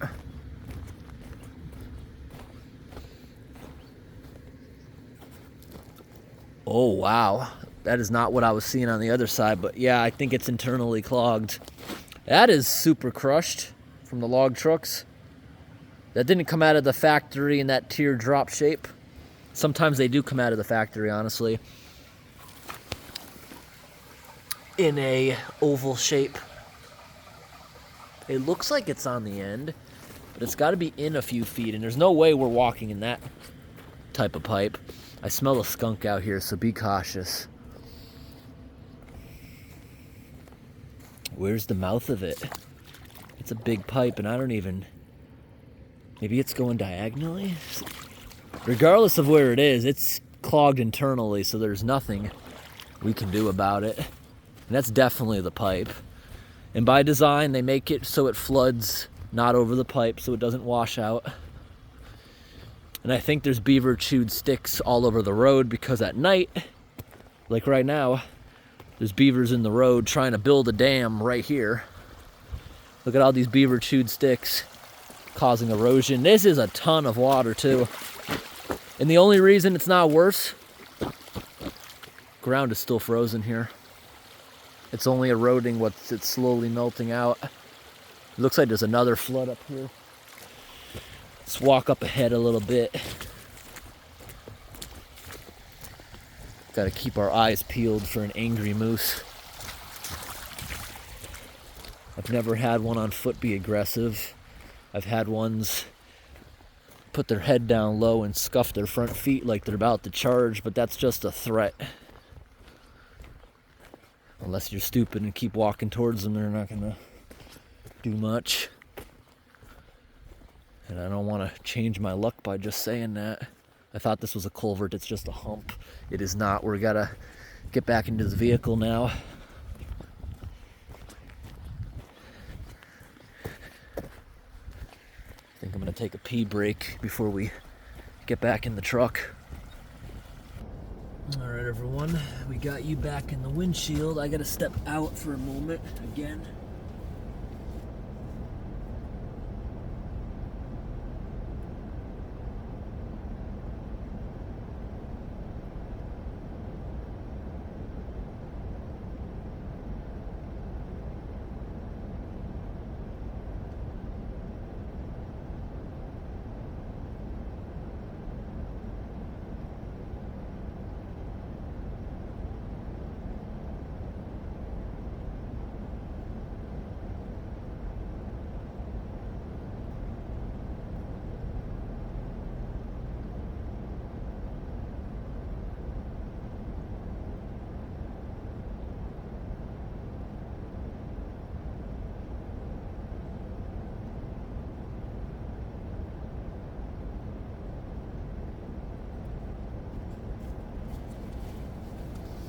We're not going to do too much right here with the ribbon because all the trees around here to hang ribbons on are, what do you call them? Willow. These trees are all going to come down by the beavers in an attempt to clog this.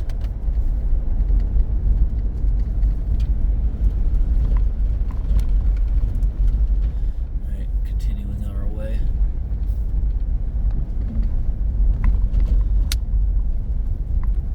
It's that type of foggy weather where the tailpipe has so much steam coming out of it.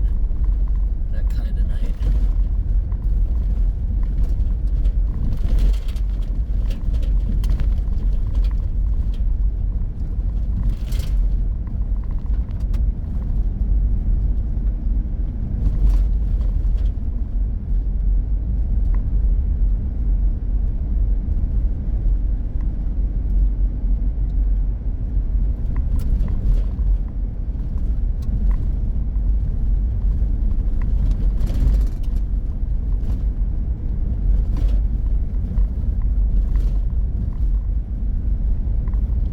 Expect to find that there.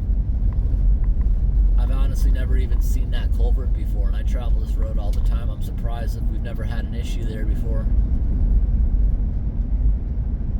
But I did smell a skunk somewhere.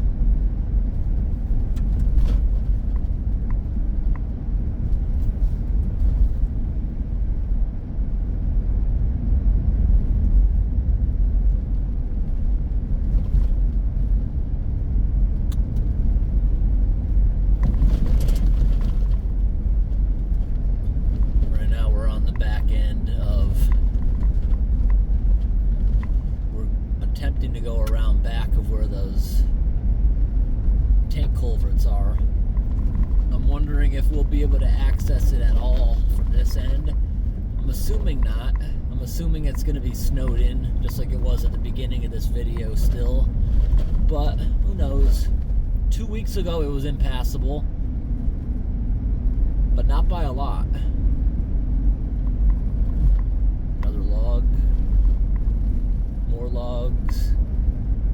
I should have played the counting game today. I made a video not too long ago where it was literally going to be a game where I guessed how many I would see. And I asked people to guess in the comments how many they would see. Well, anyone who guessed anything other than 0 was wrong. As soon as I turned the camera on, was specifically making a video looking for logs. We didn't see a single one more. Tonight we're seeing them everywhere.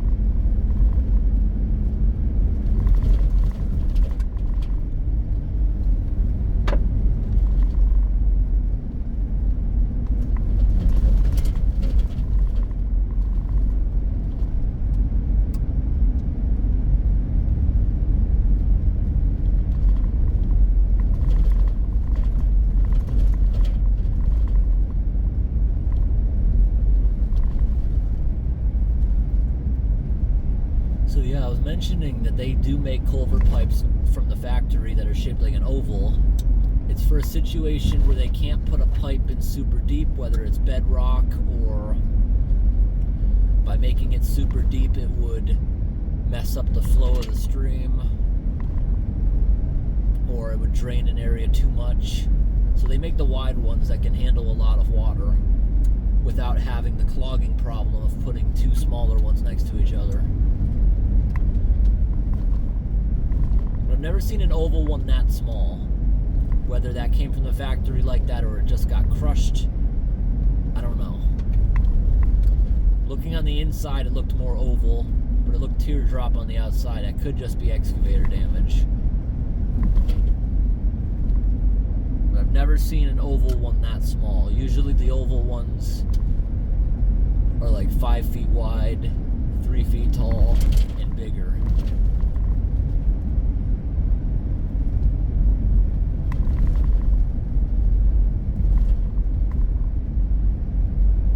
Those bigger ones are usually assembled on site. Saw something weird today. I was in a 4-foot culvert that was round. Usually ones that are that small aren't assembled on site. It'll show up on a truck made from factory. It's all continuous metal. Saw one today that was actually bolted together in different panels.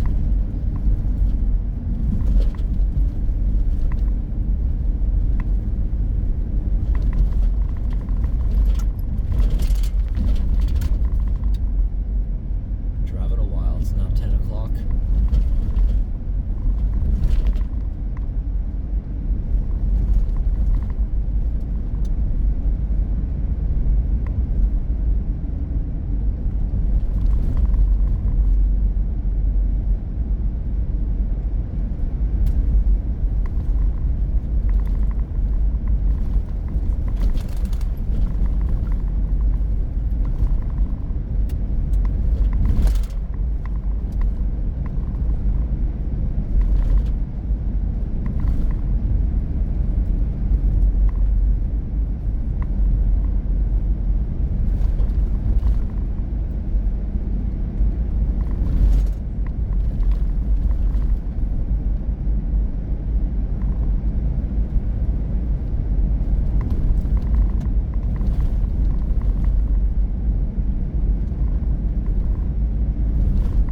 So glad this area doesn't have a lot of deer.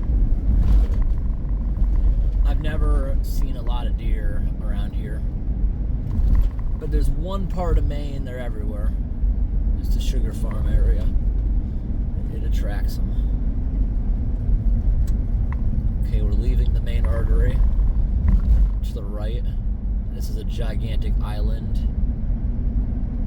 We're now forking off into another road.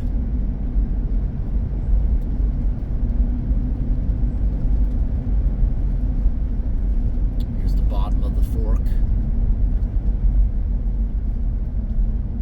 Turn right, it connects with what we just got off of. Nighttime is nice because you can see headlights coming. Don't have to be as careful around the corners.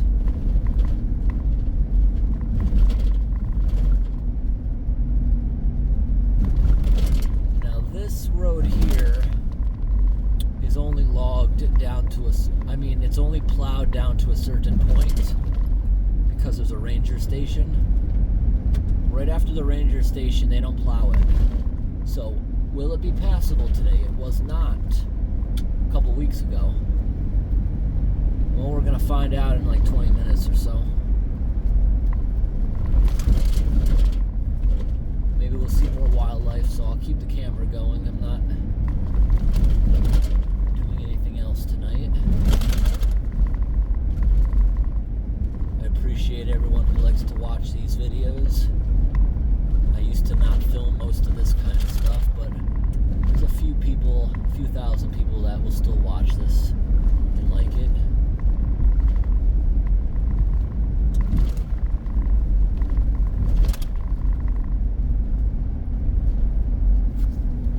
It's good to maybe see some animals, and we did see quite a few moose.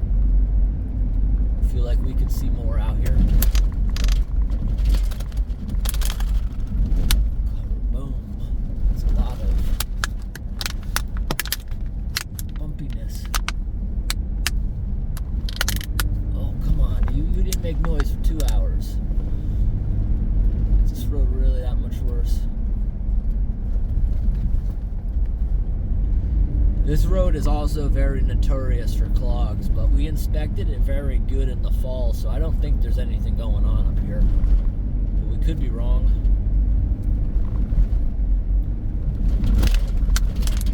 It only takes the Beaver engineers, we're just going to remove that for now. See how that goes. It only takes the Beaver engineers a week to block some of these big pipes.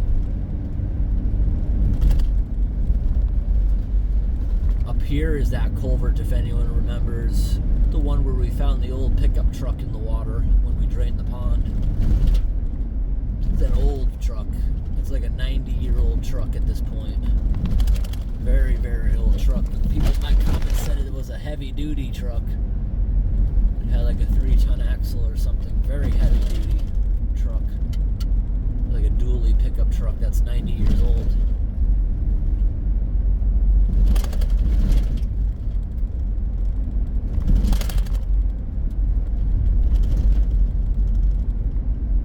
Like I was saying earlier in the video about the autofocus, how it doesn't like bumps. I feel like how it's shaking around right now can wear that out a bit more, so I want to try putting our bottle back in there.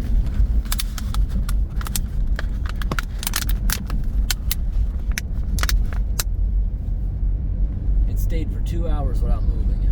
Now it decided to move.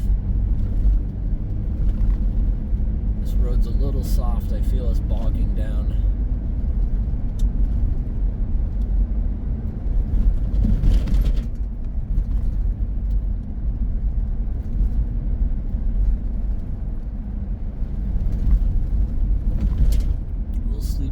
Somewhere tonight.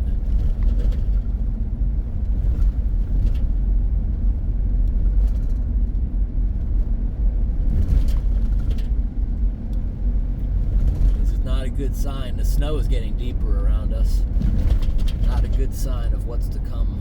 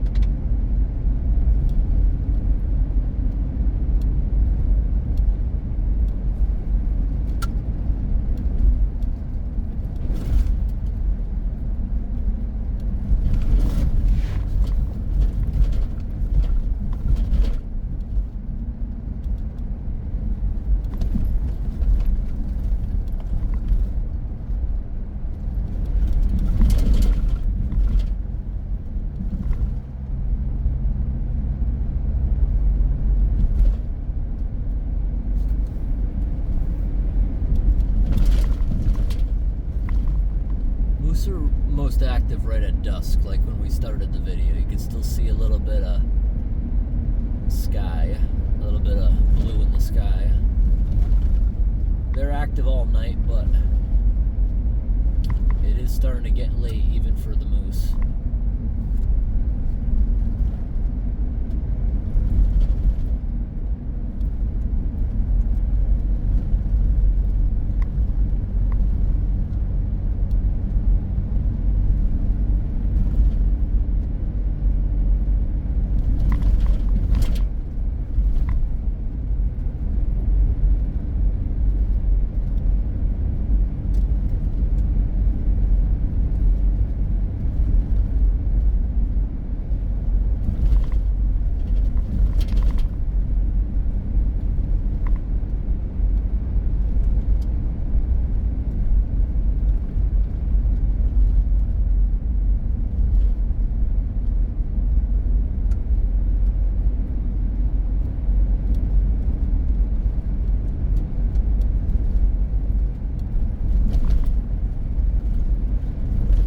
Of spring. You see there's a few moths flying around out there.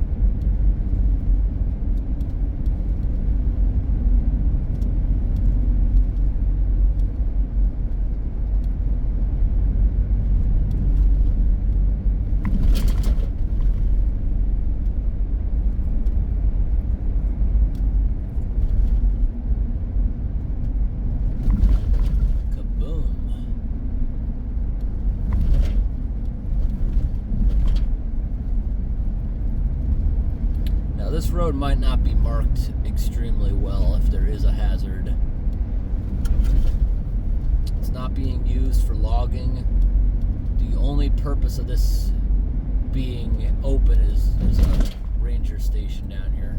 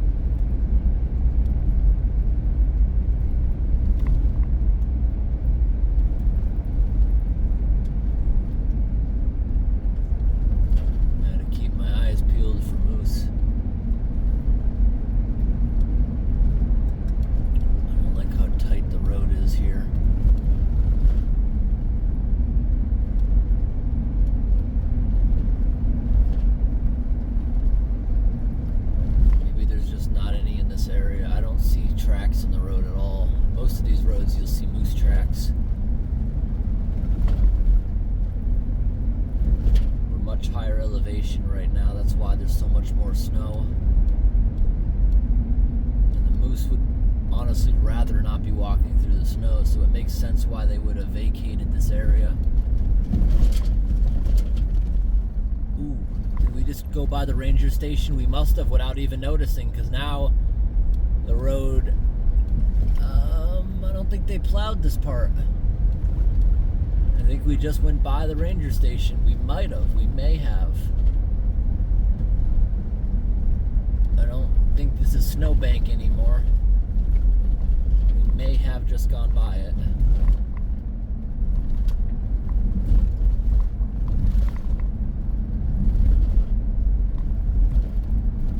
Maybe. We'll find out soon. That didn't look plowed right back there. It'd be nice to make it out to those tank culverts tonight. Verify if there's an issue or not.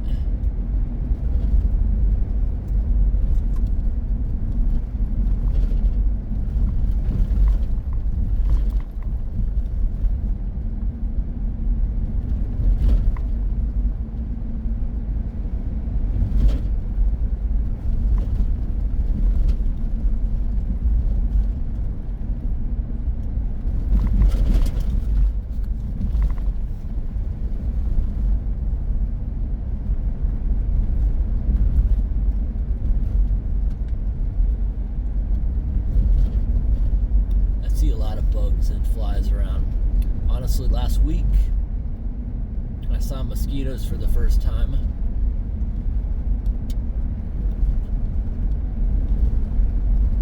They're not widespread yet, but they're gonna be around. Give it a couple of weeks if there's no more frost coming. Yeah, see, I don't think they plowed this section of road. It looks like somebody else has driven down here though. This does not look plowed to me. So around any of these corners, it could be snow covered and impassable.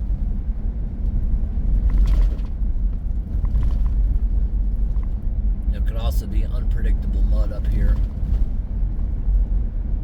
We gotta watch out for. But the road is actually pretty smooth.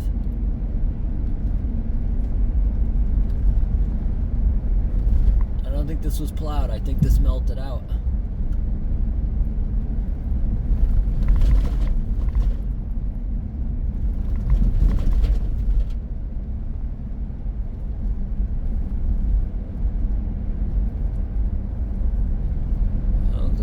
Firewood.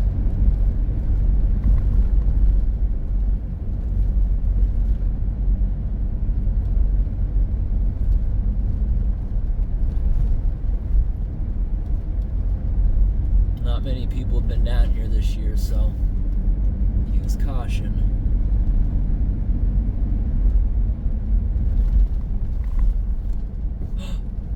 What was that? It's too big to be a bunny. Was it a lynx? It could have been a lynx. It was light colored, kind of compact and fast.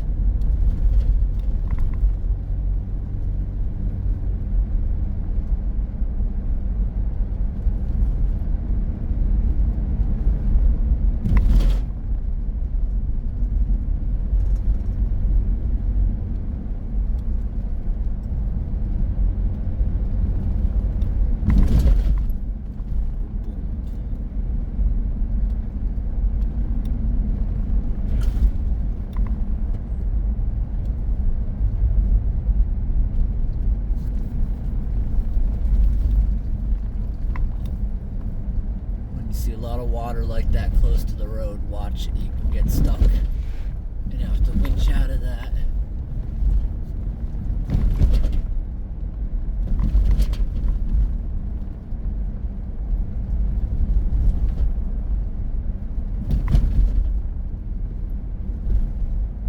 Look at all this frost heaving.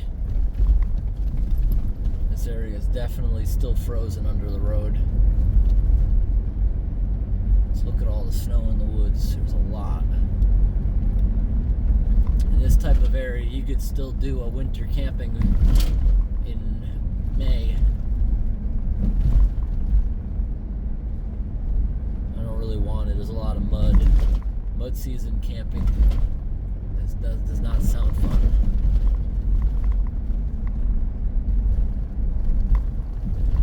Some of these floods, maybe on the way back tomorrow, we'll investigate a little bit.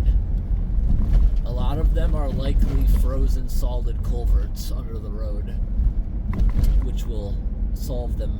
They'll solve themselves as soon as they start to thaw out. All it takes a little trickle and it'll erode pretty fast. But coming up, at some point, there's a series of large culverts that the beavers love clogging.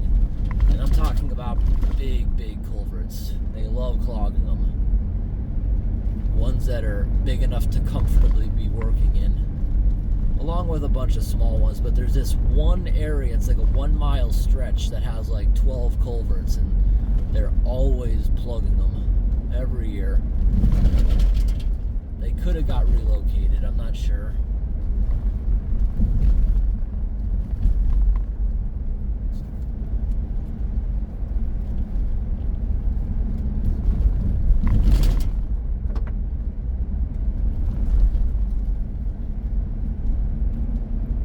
Amazing that it's not snow covered yet.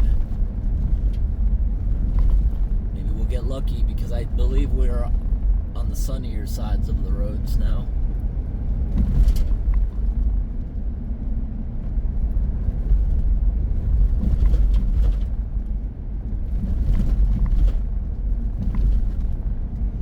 And these roads that they don't plow especially, you got to use extra caution because all that snow that melted over the winter is now in the road, unable to drain because it's definitely still frozen down there. But most of this road's pretty rocky, so that's good. Not a good sign. It's just a patch though. Hopefully it doesn't get more snowy. Because we are getting close. Just like the other end, we were probably only a mile or two out.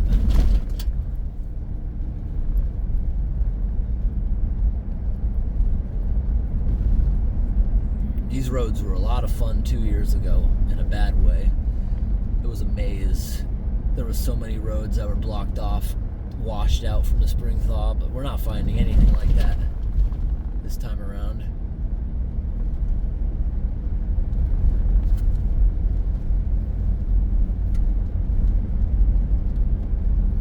Keeping it slower here, using a bit more caution.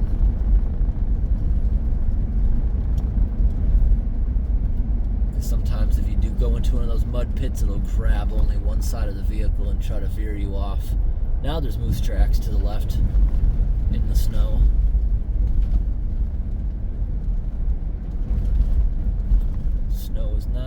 too deep, so that's a good sign.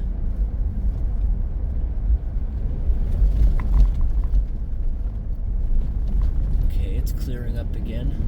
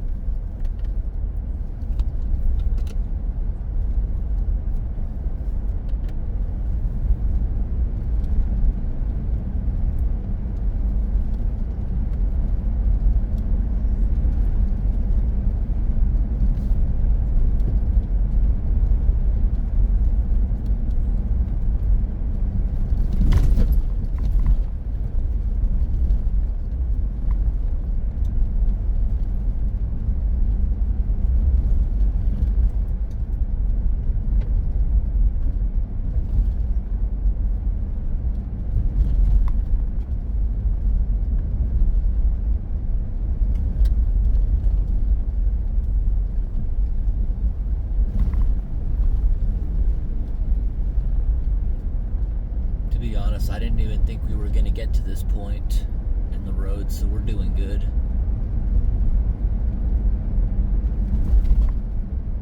Last year they plowed it up to this point because they were logging it a bit. It looks like maybe another vehicle has been down here, maybe in the last week or something, but it's starting to get bad here. This is slippery. We're bogging down. Is this going to be muddy? Okay, we're doing okay. It's starting to look a little sketchy. As soon as I said, I'm surprised how far we got. These other tire tracks are giving me a little bit of hope. But once it starts looking... Whoa. That's sheer ice. Where the treads, where everyone else is driving, this is sheer ice. We gotta be careful. At least it's opening up again. Just like on the other side, if it gets snow covered to the point where I can't see an end in sight, we're gonna turn around.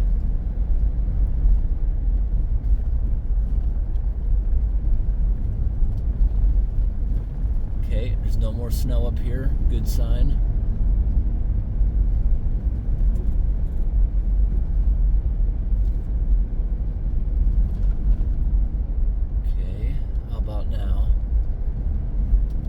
There's still an end in sight.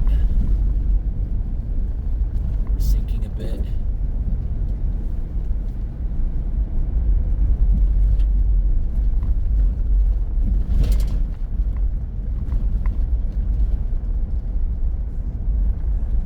Looking good.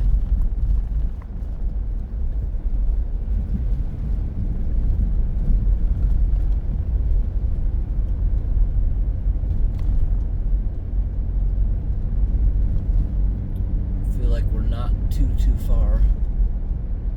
This is a very steep hill, so it's a good thing there's not much snow. Wouldn't want to be taking it with a lot of snow. At least if I do slide, I'm not going to slide far. We're slipping a bit because only the right wheels are getting traction.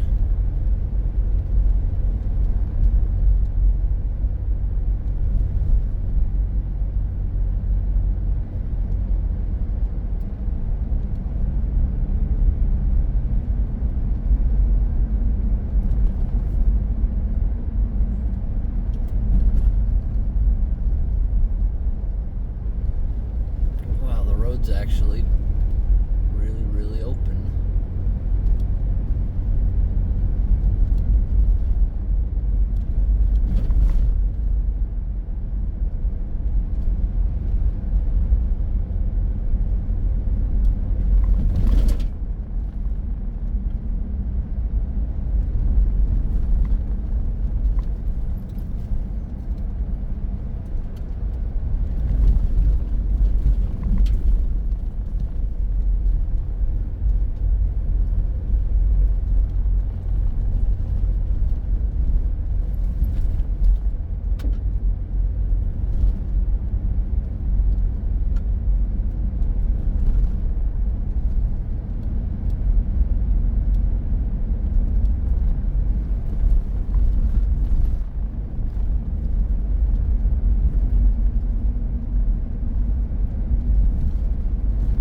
See that? A mouse just ran across the road. I'm not sure if the camera picked that up.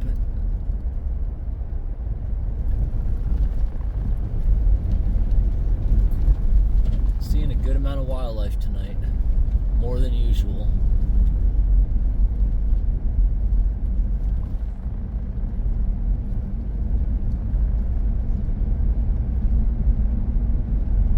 I don't think we're coming upon this stuff as fast as I thought because we're driving pretty slow. This area's speed limit is 35 and I'm going about 30. But I'd typically be driving a bit faster here.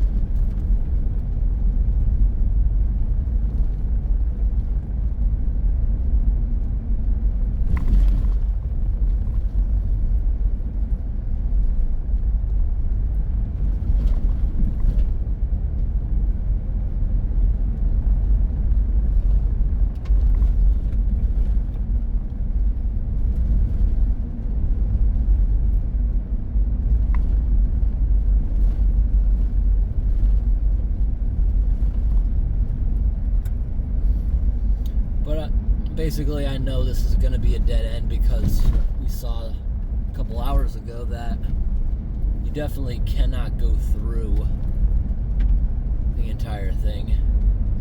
And that road right there, even to the left, that is a throughway. Here it is again, same road. That's a throughway. I definitely am not going to take that one until mud season's over because that's the road I got stuck on once for 19 hours. Maybe next month. Let the road clear up. So I'm gonna sleep down here somewhere. We'll come back tomorrow. We'll do a more thorough daytime inspection of the culverts and stuff because at night you're not able to see some of the sitting water off to the sides that you might see in the day.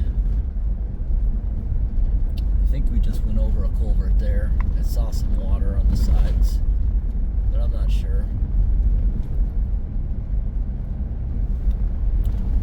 Whoa, whoa, whoa, whoa, whoa. Okay, we're losing traction. This is sheer ice. Easy. Nice and slow. There's an end in sight. Gotta really, really watch that going down tomorrow. Oh no, we're sinking in the mud there.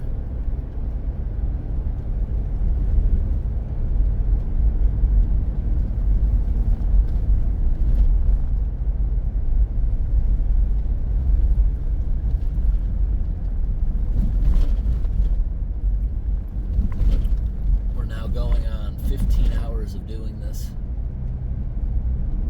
Yeah, 15 hours in 20 minutes we'll be on the road on and off. So I'm gonna sleep in tomorrow. These are perfect nights for sleeping for me. I love when it's cold. It's gonna be around 35 tonight for the low. It's about 1.5 degrees Celsius.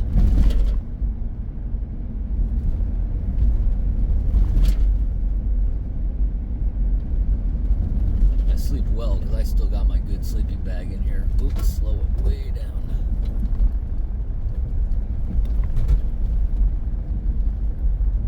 A lot of water was crossing here.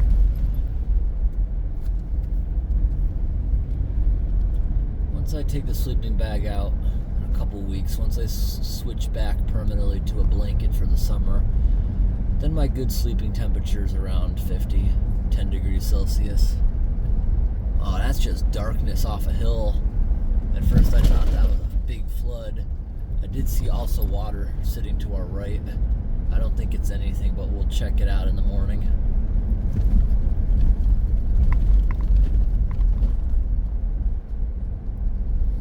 Okay, we see lots of willow trees. This might be one of the Beaver swamps.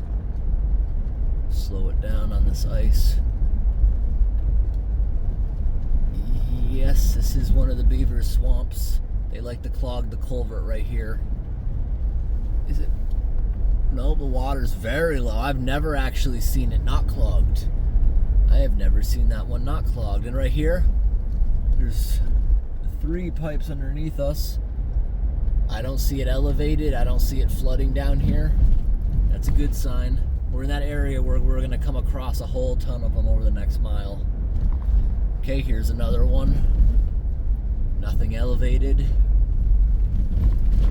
See, a lot of preventative maintenance, making sure these beavers weren't building back in the fall, basically caused that to not happen.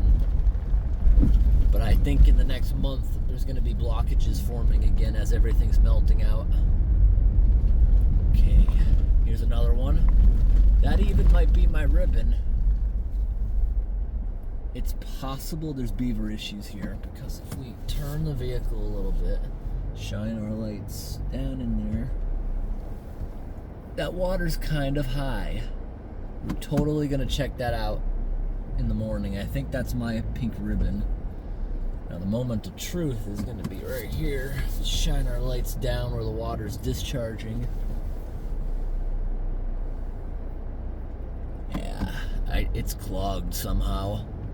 There's barely anything flowing out, but it's backing up a bit. We'll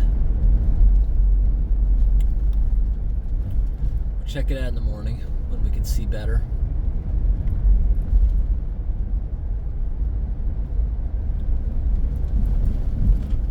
Probably should have got out with the flashlight on that, but there's a lot of them we got to look at in the morning.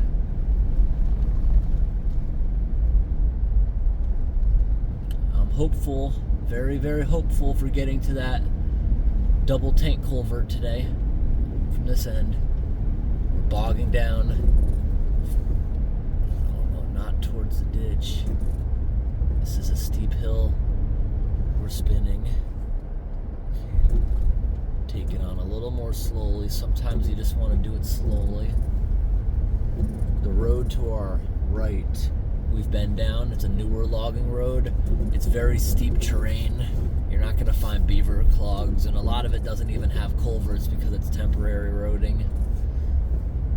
Okay, we finally got off. That was some bad ice. We got to be very careful going down this in the morning and try to keep a couple wheels wherever we can on the edge, although I want to stay away from that edge. I see some deep tread marks. Someone else almost got stuck there.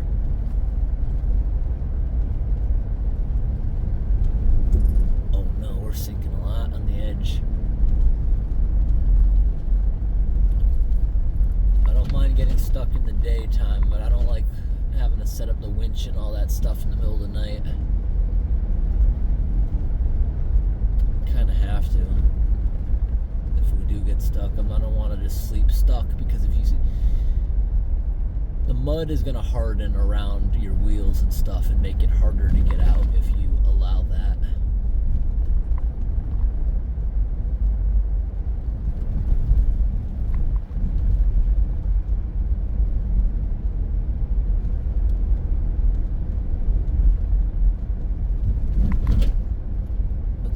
We saw all those pipes right there is a very good sign that we're getting close.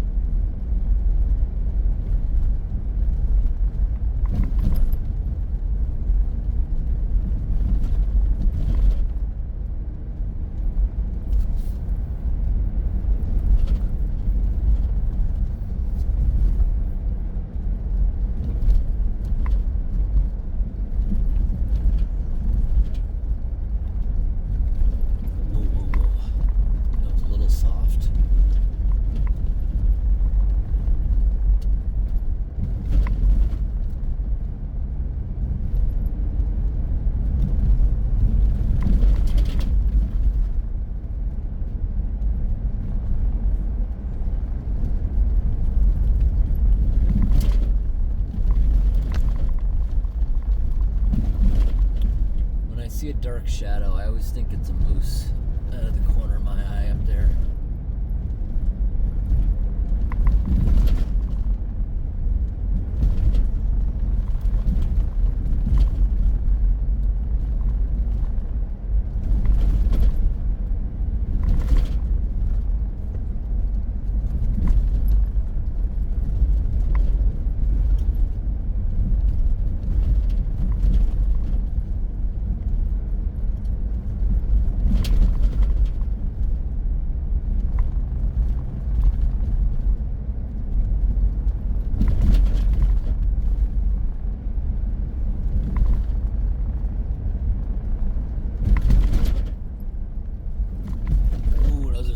Frost heaves.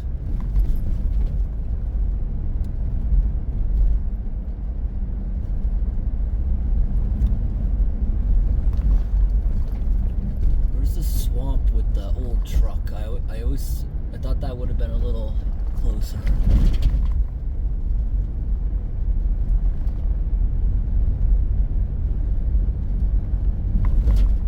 I guess when you gotta go slow, things seem further out.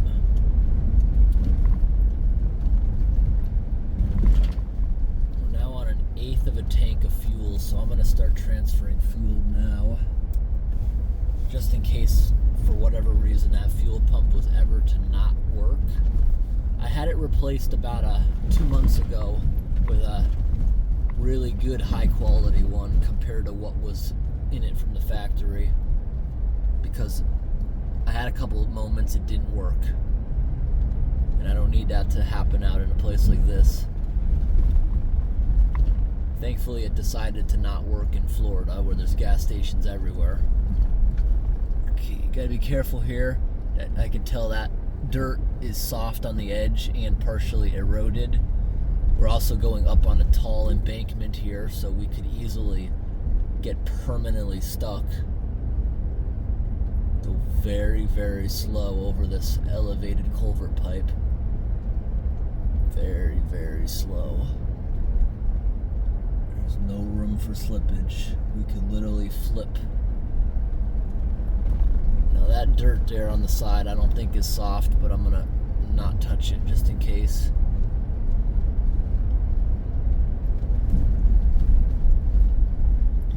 At least we're not detecting any soft spots, and that shouldn't really change much in the next 12 hours when we make our way out of here. Okay, here's another elevated culvert. Ooh, this is the one with the pickup truck that's in the middle of the pond. It doesn't seem elevated. There's no water crossing anywhere. I don't think the beavers did anything there. I will likely park right here tonight in this little spot. Right here is a well where the water's always pouring out of a spout. Be good for brushing teeth in the morning. It's too scary to sit around there for a while at night. But yeah, we made it to the tank culverts. We're gonna be there in literally a minute. And I don't see any reason there's anything stopping us. Then we're gonna go visit the beavers upstream, because I'm very curious if the excavator knocked out that dam, the one that we tried to knock down, but I thought it was too much of a risk. The dam was 6 feet tall and I was right inside of it working on it. If that thing failed, I didn't want to be in there. Plus, just the amount of water splashing on me, I didn't want to do it. Look at this. Right ahead of the tank culverts, we find this. Oh, it's clearing up though. It's okay. We would walk in this if this was to block us here. It's so close. I'm gonna get out 100% and look at this one, because I don't want to have to come back down here in the morning. I just want a status update of it right now.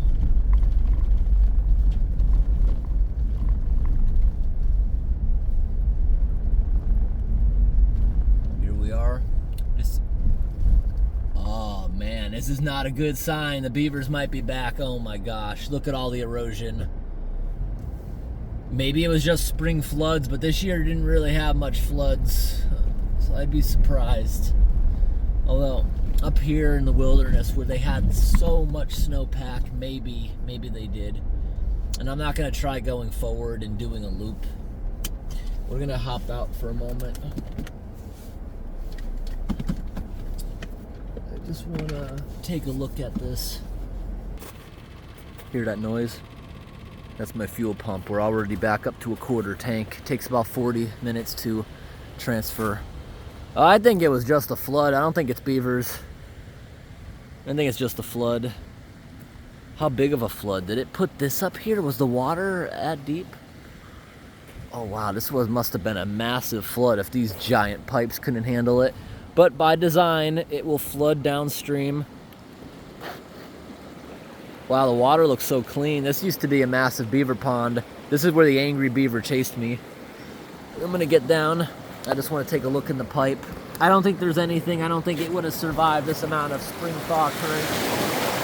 Yeah, no beaver dam. These are giant fuel tanks that the logging company used to use, and they're reusing them as culverts. These older tanks were very, very thick. Newer ones, they're only rated to last between 20 and 30 years. But these things were so thick, they wouldn't have rusted through in 100 years of having fuel in them. They were built good. These will be here the rest of anyone's live that's watching this right now. They're so thick. Awesome culverts. So yeah, we know we cannot come up this road. And the unfortunate thing is, 2 hours ago, we were only about 2 miles up this road. But we had to do that massive detour just to get where we are right now. I know these roads very well, and I'm determined to get down somewhere. I will find a way, if there is a way. There's a bunch of other roads that also go here, but they are all temporary roads, and I don't think any of them would have been passable. Look at this road to our right. That's also a throughway. Completely snowed in. Now look at the road. It looks perfect.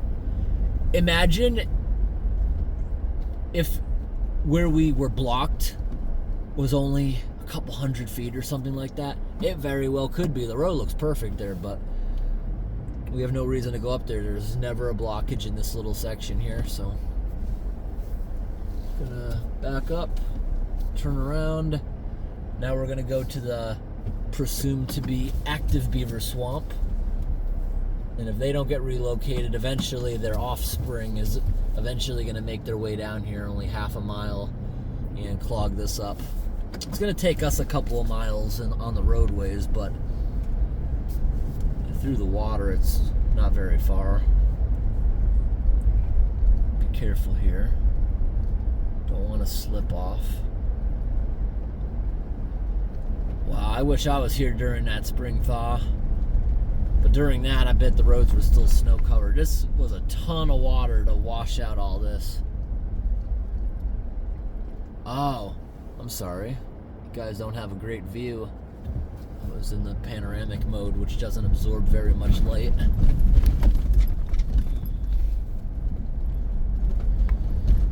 I'll get to go to sleep soon. It's almost 11.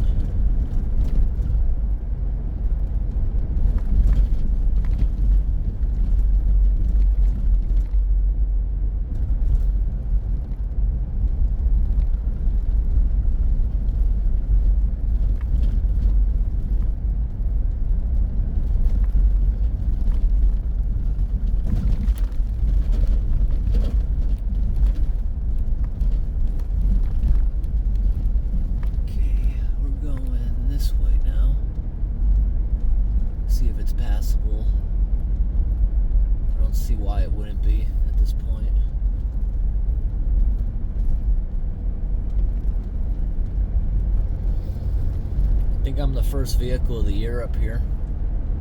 I don't see any other tracks when we were driving through that snow.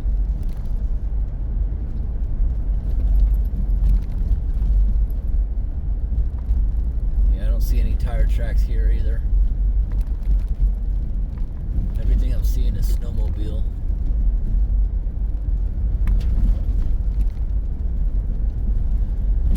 And there's no reason to continue deeper into this road because we've never detected any blockages up here either, other than what we're going to see right now.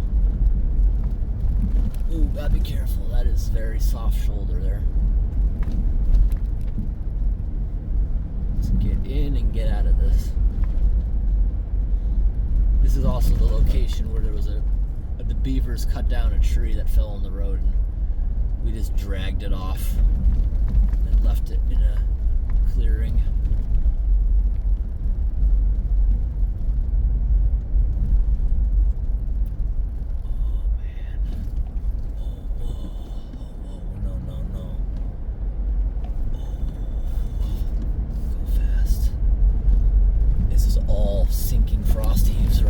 Gotta be careful there on the way back too. You could easily get stuck in some of that.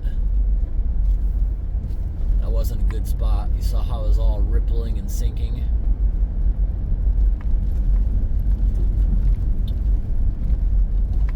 Now, oh my gosh, the amount of water that we just saw that must have gone to those double tanks.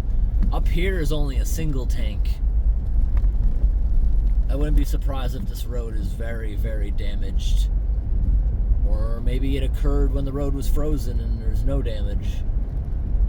Maybe it was enough pressure to knock out the Beaver Dam.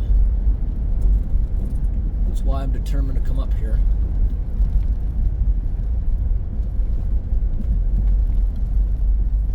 Watch it around the water. Oh, both sides don't look good. More so. Oh wow, the mud is very, very bad over on the right. Are we gonna make it? Slow. Actually, it does look like maybe another set of tire tracks came up here a couple weeks ago.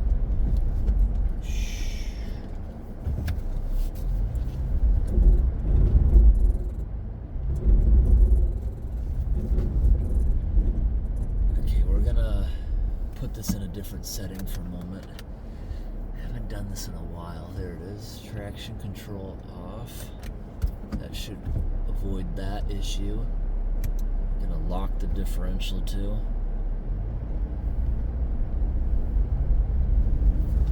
Okay, that's a bit better.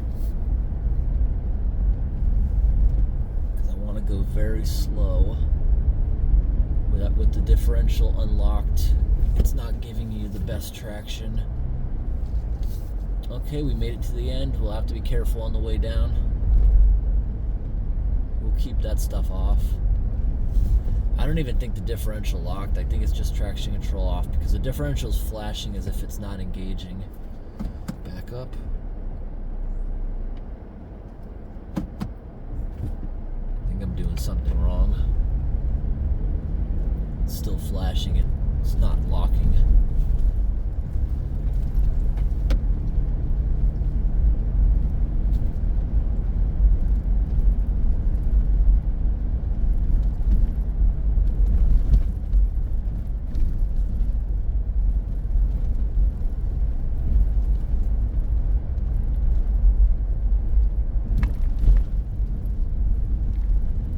Something that only takes 5-10 minutes in the summer seems to take a lot longer now. Just not in good shape. Ooh, we are sinking a little bit there. At least on the way back, I'll be able to look at my tire tracks and have a little bit of advance warning of where that is.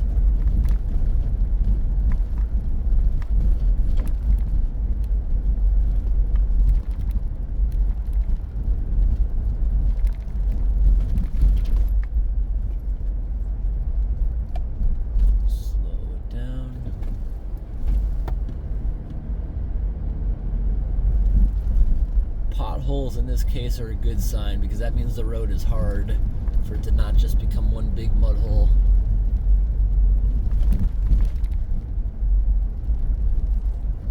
Slow it down. Water's been crossing here. That's what that erosion is.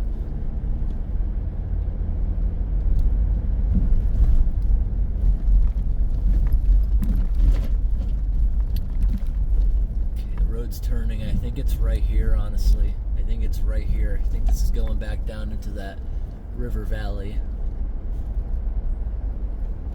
Here it is. This is the culvert. Is there no snow there because it was going over? No.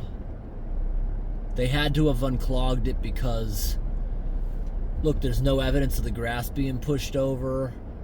They had to have unclogged it because that culvert was 90-something% blocked. That amount of water would not have gone through there. So we're gonna step out and just confirm that it's not clogged, which I can already see it's probably not. It just started raining again. Yeah, up here is a lot colder up on the mountain than where we were doing stuff today. A lot of these ribbons were from me. Early warnings all over the place. Impossible sinkhole. What? It's still clogged. How is the grass not all pushed over from current? I don't get it. The sinkhole I warned the logging company about starting to get bigger. Wait, maybe it is unclogged. It might actually, yeah, this might just be at capacity. Okay. No, the Beaver Dam is still there. Just the top half of it failed. Look, there's only about 2 feet of water getting through this. This is a 6-foot pipe. I think it's another tank. It's like an ancient tank that was riveted together. Another really old fuel tank. Yeah, so I'm a little baffled here.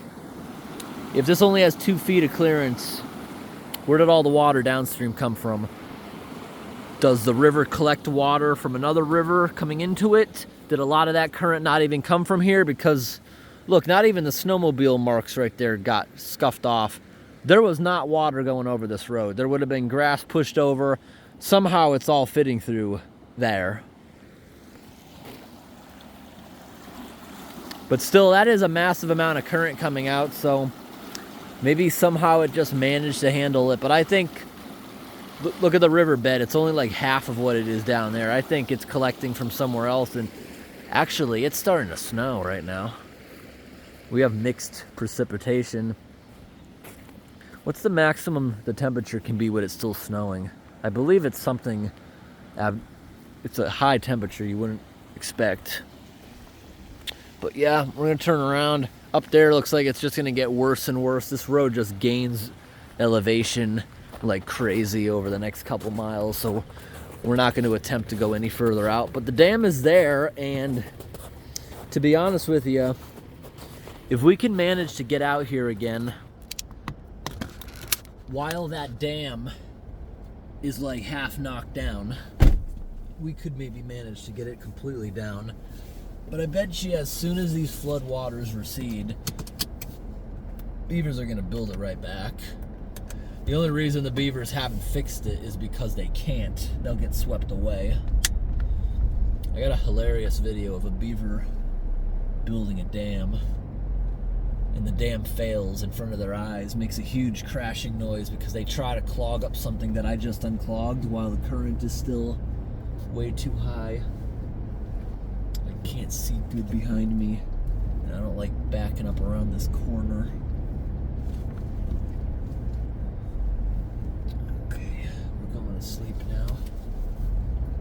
Backing up into this side road. Okay, now we got to go down that icy hill.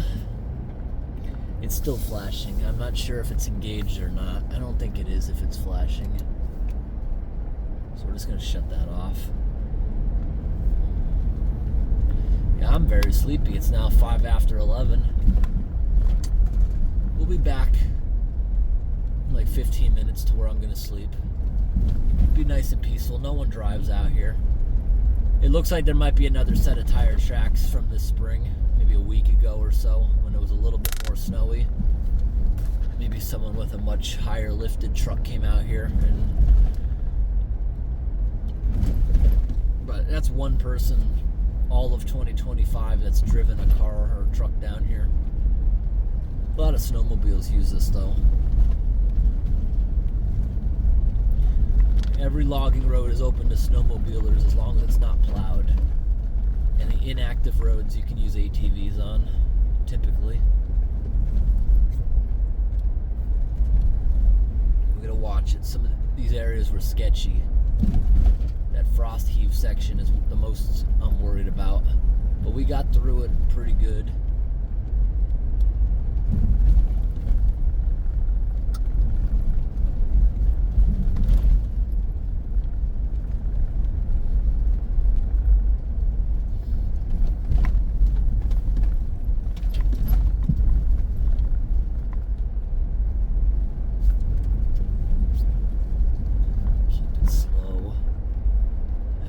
Stopping on this.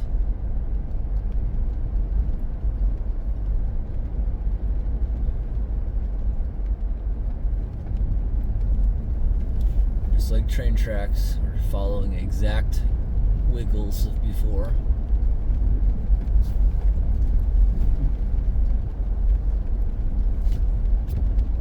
Watch it. If I get over here to the left, I'm stuck. I can see it. Try to stay on the snow in this case because I know it's probably frozen still. It's starting to rain again.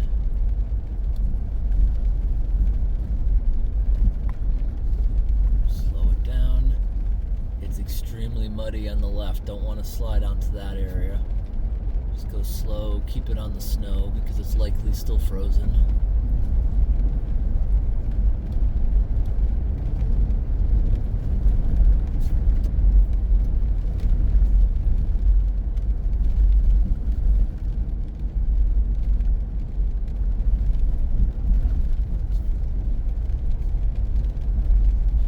Picking up.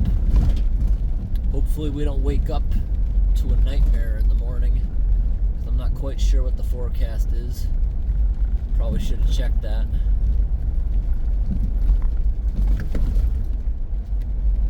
But I do know tomorrow's supposed to be sunny and warm.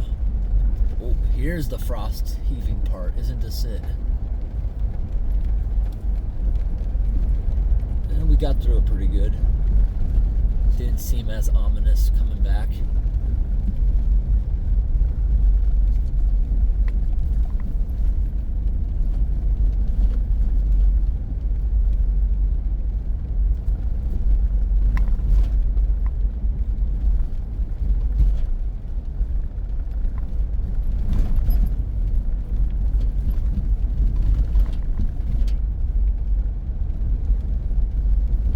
Temperature's rising a bit.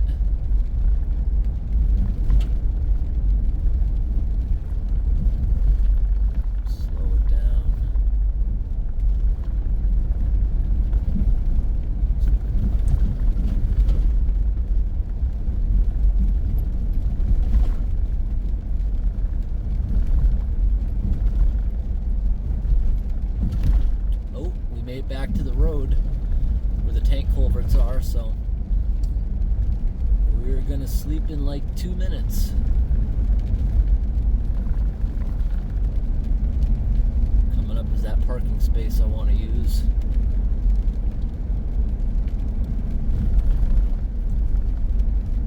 Actually, I'm remembering wrong. I'm used to it being just a parking space. It's actually a road they just opened up. Here it is. They just logged it, but no one's coming down here. We can occupy the road. Right in here. That pickup truck's in these woods. Yeah, I'm not used to this being a wide open road. I'm used to it being, you can maybe fit 2 cars here stacked, and it's just a wall of trees. This is a brand new road. I'm not gonna drive up this type of road this time of year. So where should I sleep? I feel odd sleeping here, even though I know it's not gonna... Well, that being said, we're gonna backtrack a little more. And as we backtrack, we need to inspect these culverts so we know what's going on. So the pickup truck culvert is right here. Let's get out and confirm beavers are not being a problem again. I don't think they are. I don't even think I have to get out either. I think I can just look down there. No, it's empty. We don't need to look at that one again. They could start building it again, so we'll be back out in the end of May to check on them. This portion of road here was all flooded when that happened, but they've since built it up with dump trucks. They fixed it. And this is another little culvert that'll back up if that one, this will take over as a backup if that one gets clogged. Now we gotta be very careful here on these sections. We don't want to slide too far onto the edge because we'll get stuck in the mud.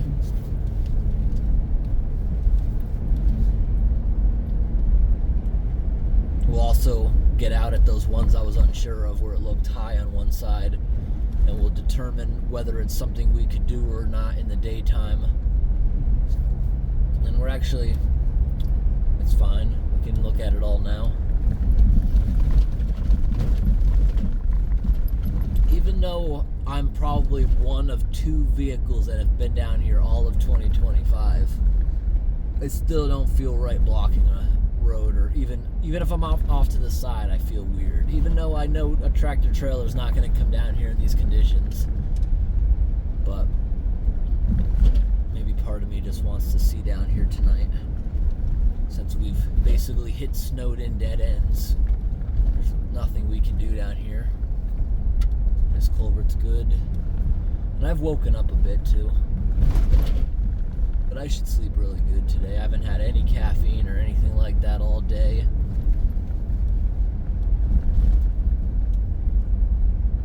By the time I probably go to sleep, I'll have been up 16, 17 hours, so I should sleep decent. Boom, boom, big frost heaves. Most of those will recede by themselves when the ice that's causing them melts.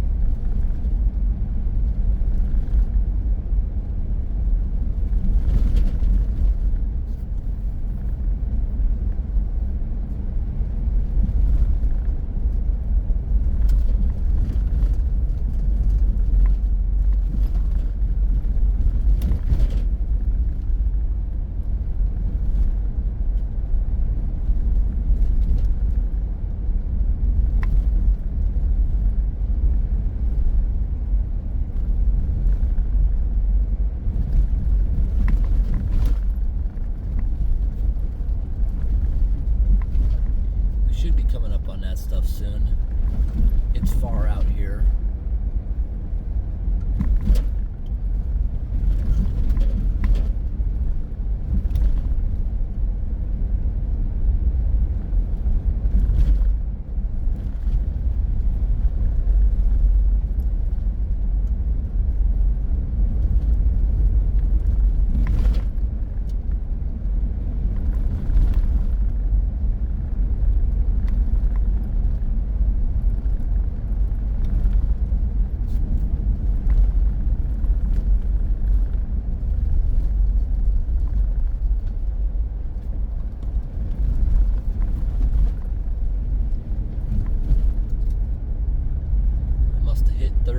An hour at some point. The traction control shut off.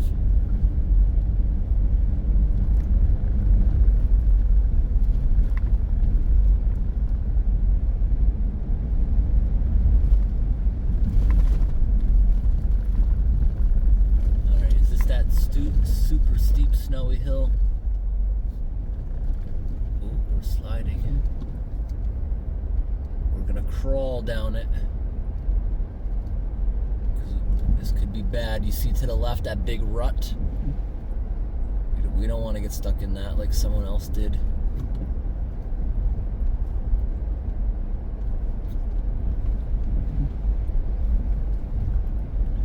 If we need to slow ourselves down, we'll do it when there's a bald spot, but we're good. It'll be that snake-like pattern. We're probably going to follow that, right? Nope. It's not deep enough.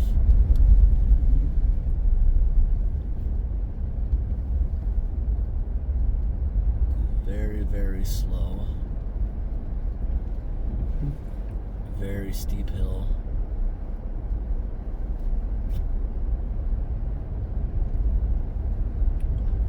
Mile marker 14. That's where we got off of that really well-maintained road.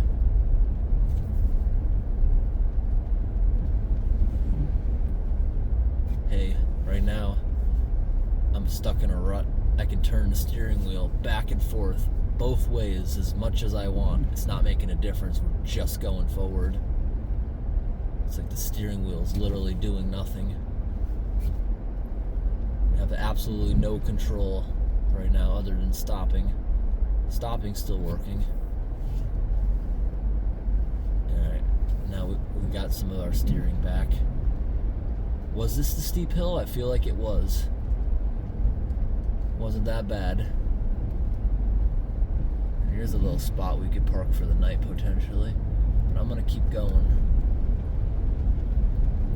We can wrap this road up today for its spring inspection. I think it's right up here. I think we're coming up. Is this it?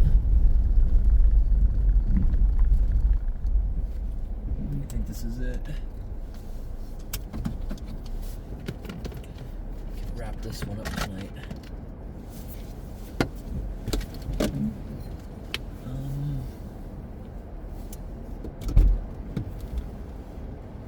Yeah, that's pretty flooded. We got to get out and see what's going on. Okay, we're still transferring fuel. We got over half a tank now. And I think this is Beaver's. Or maybe it's just at capacity. Look at that layer of ice.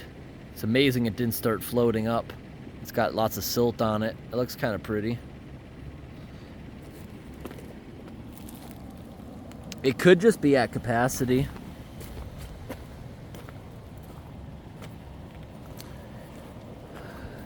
Whether there's a blockage or not, there's so much water here, we probably don't want to be touching this.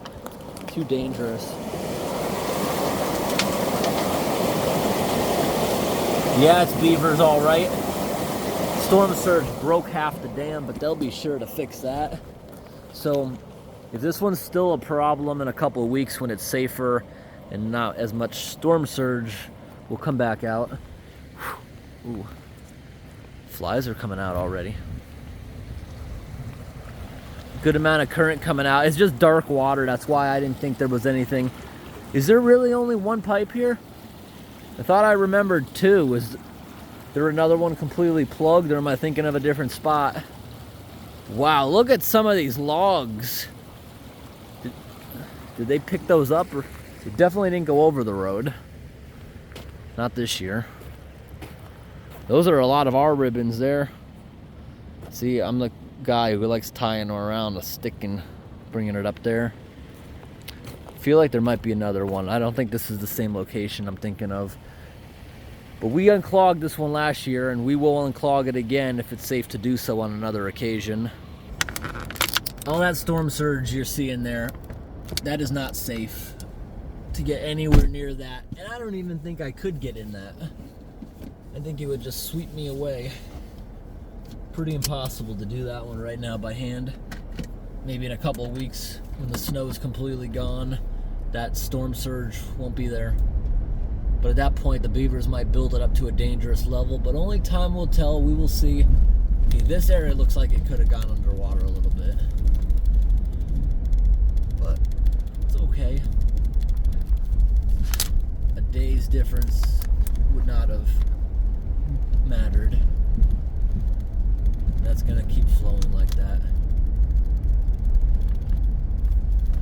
Come on. Get rid of that rattling.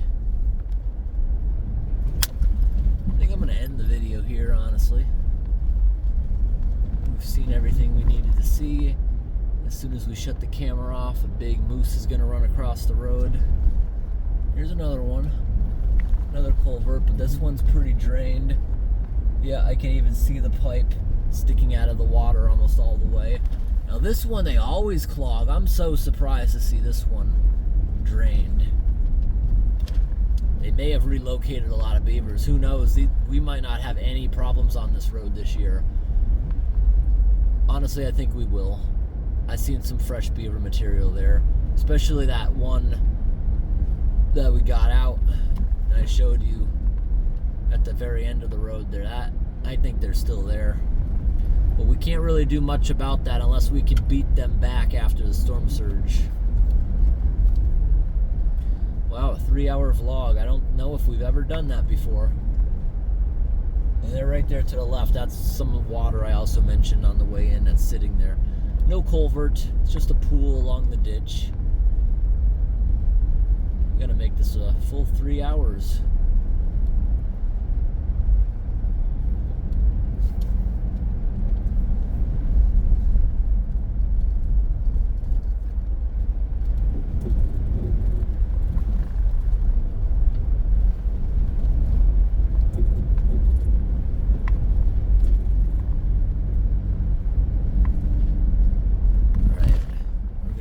Exactly 3 hours. I'm gonna shut it right off now. I hope today's video was interesting, everyone. Thanks for watching, and thanks for sticking to the end. Have a great night.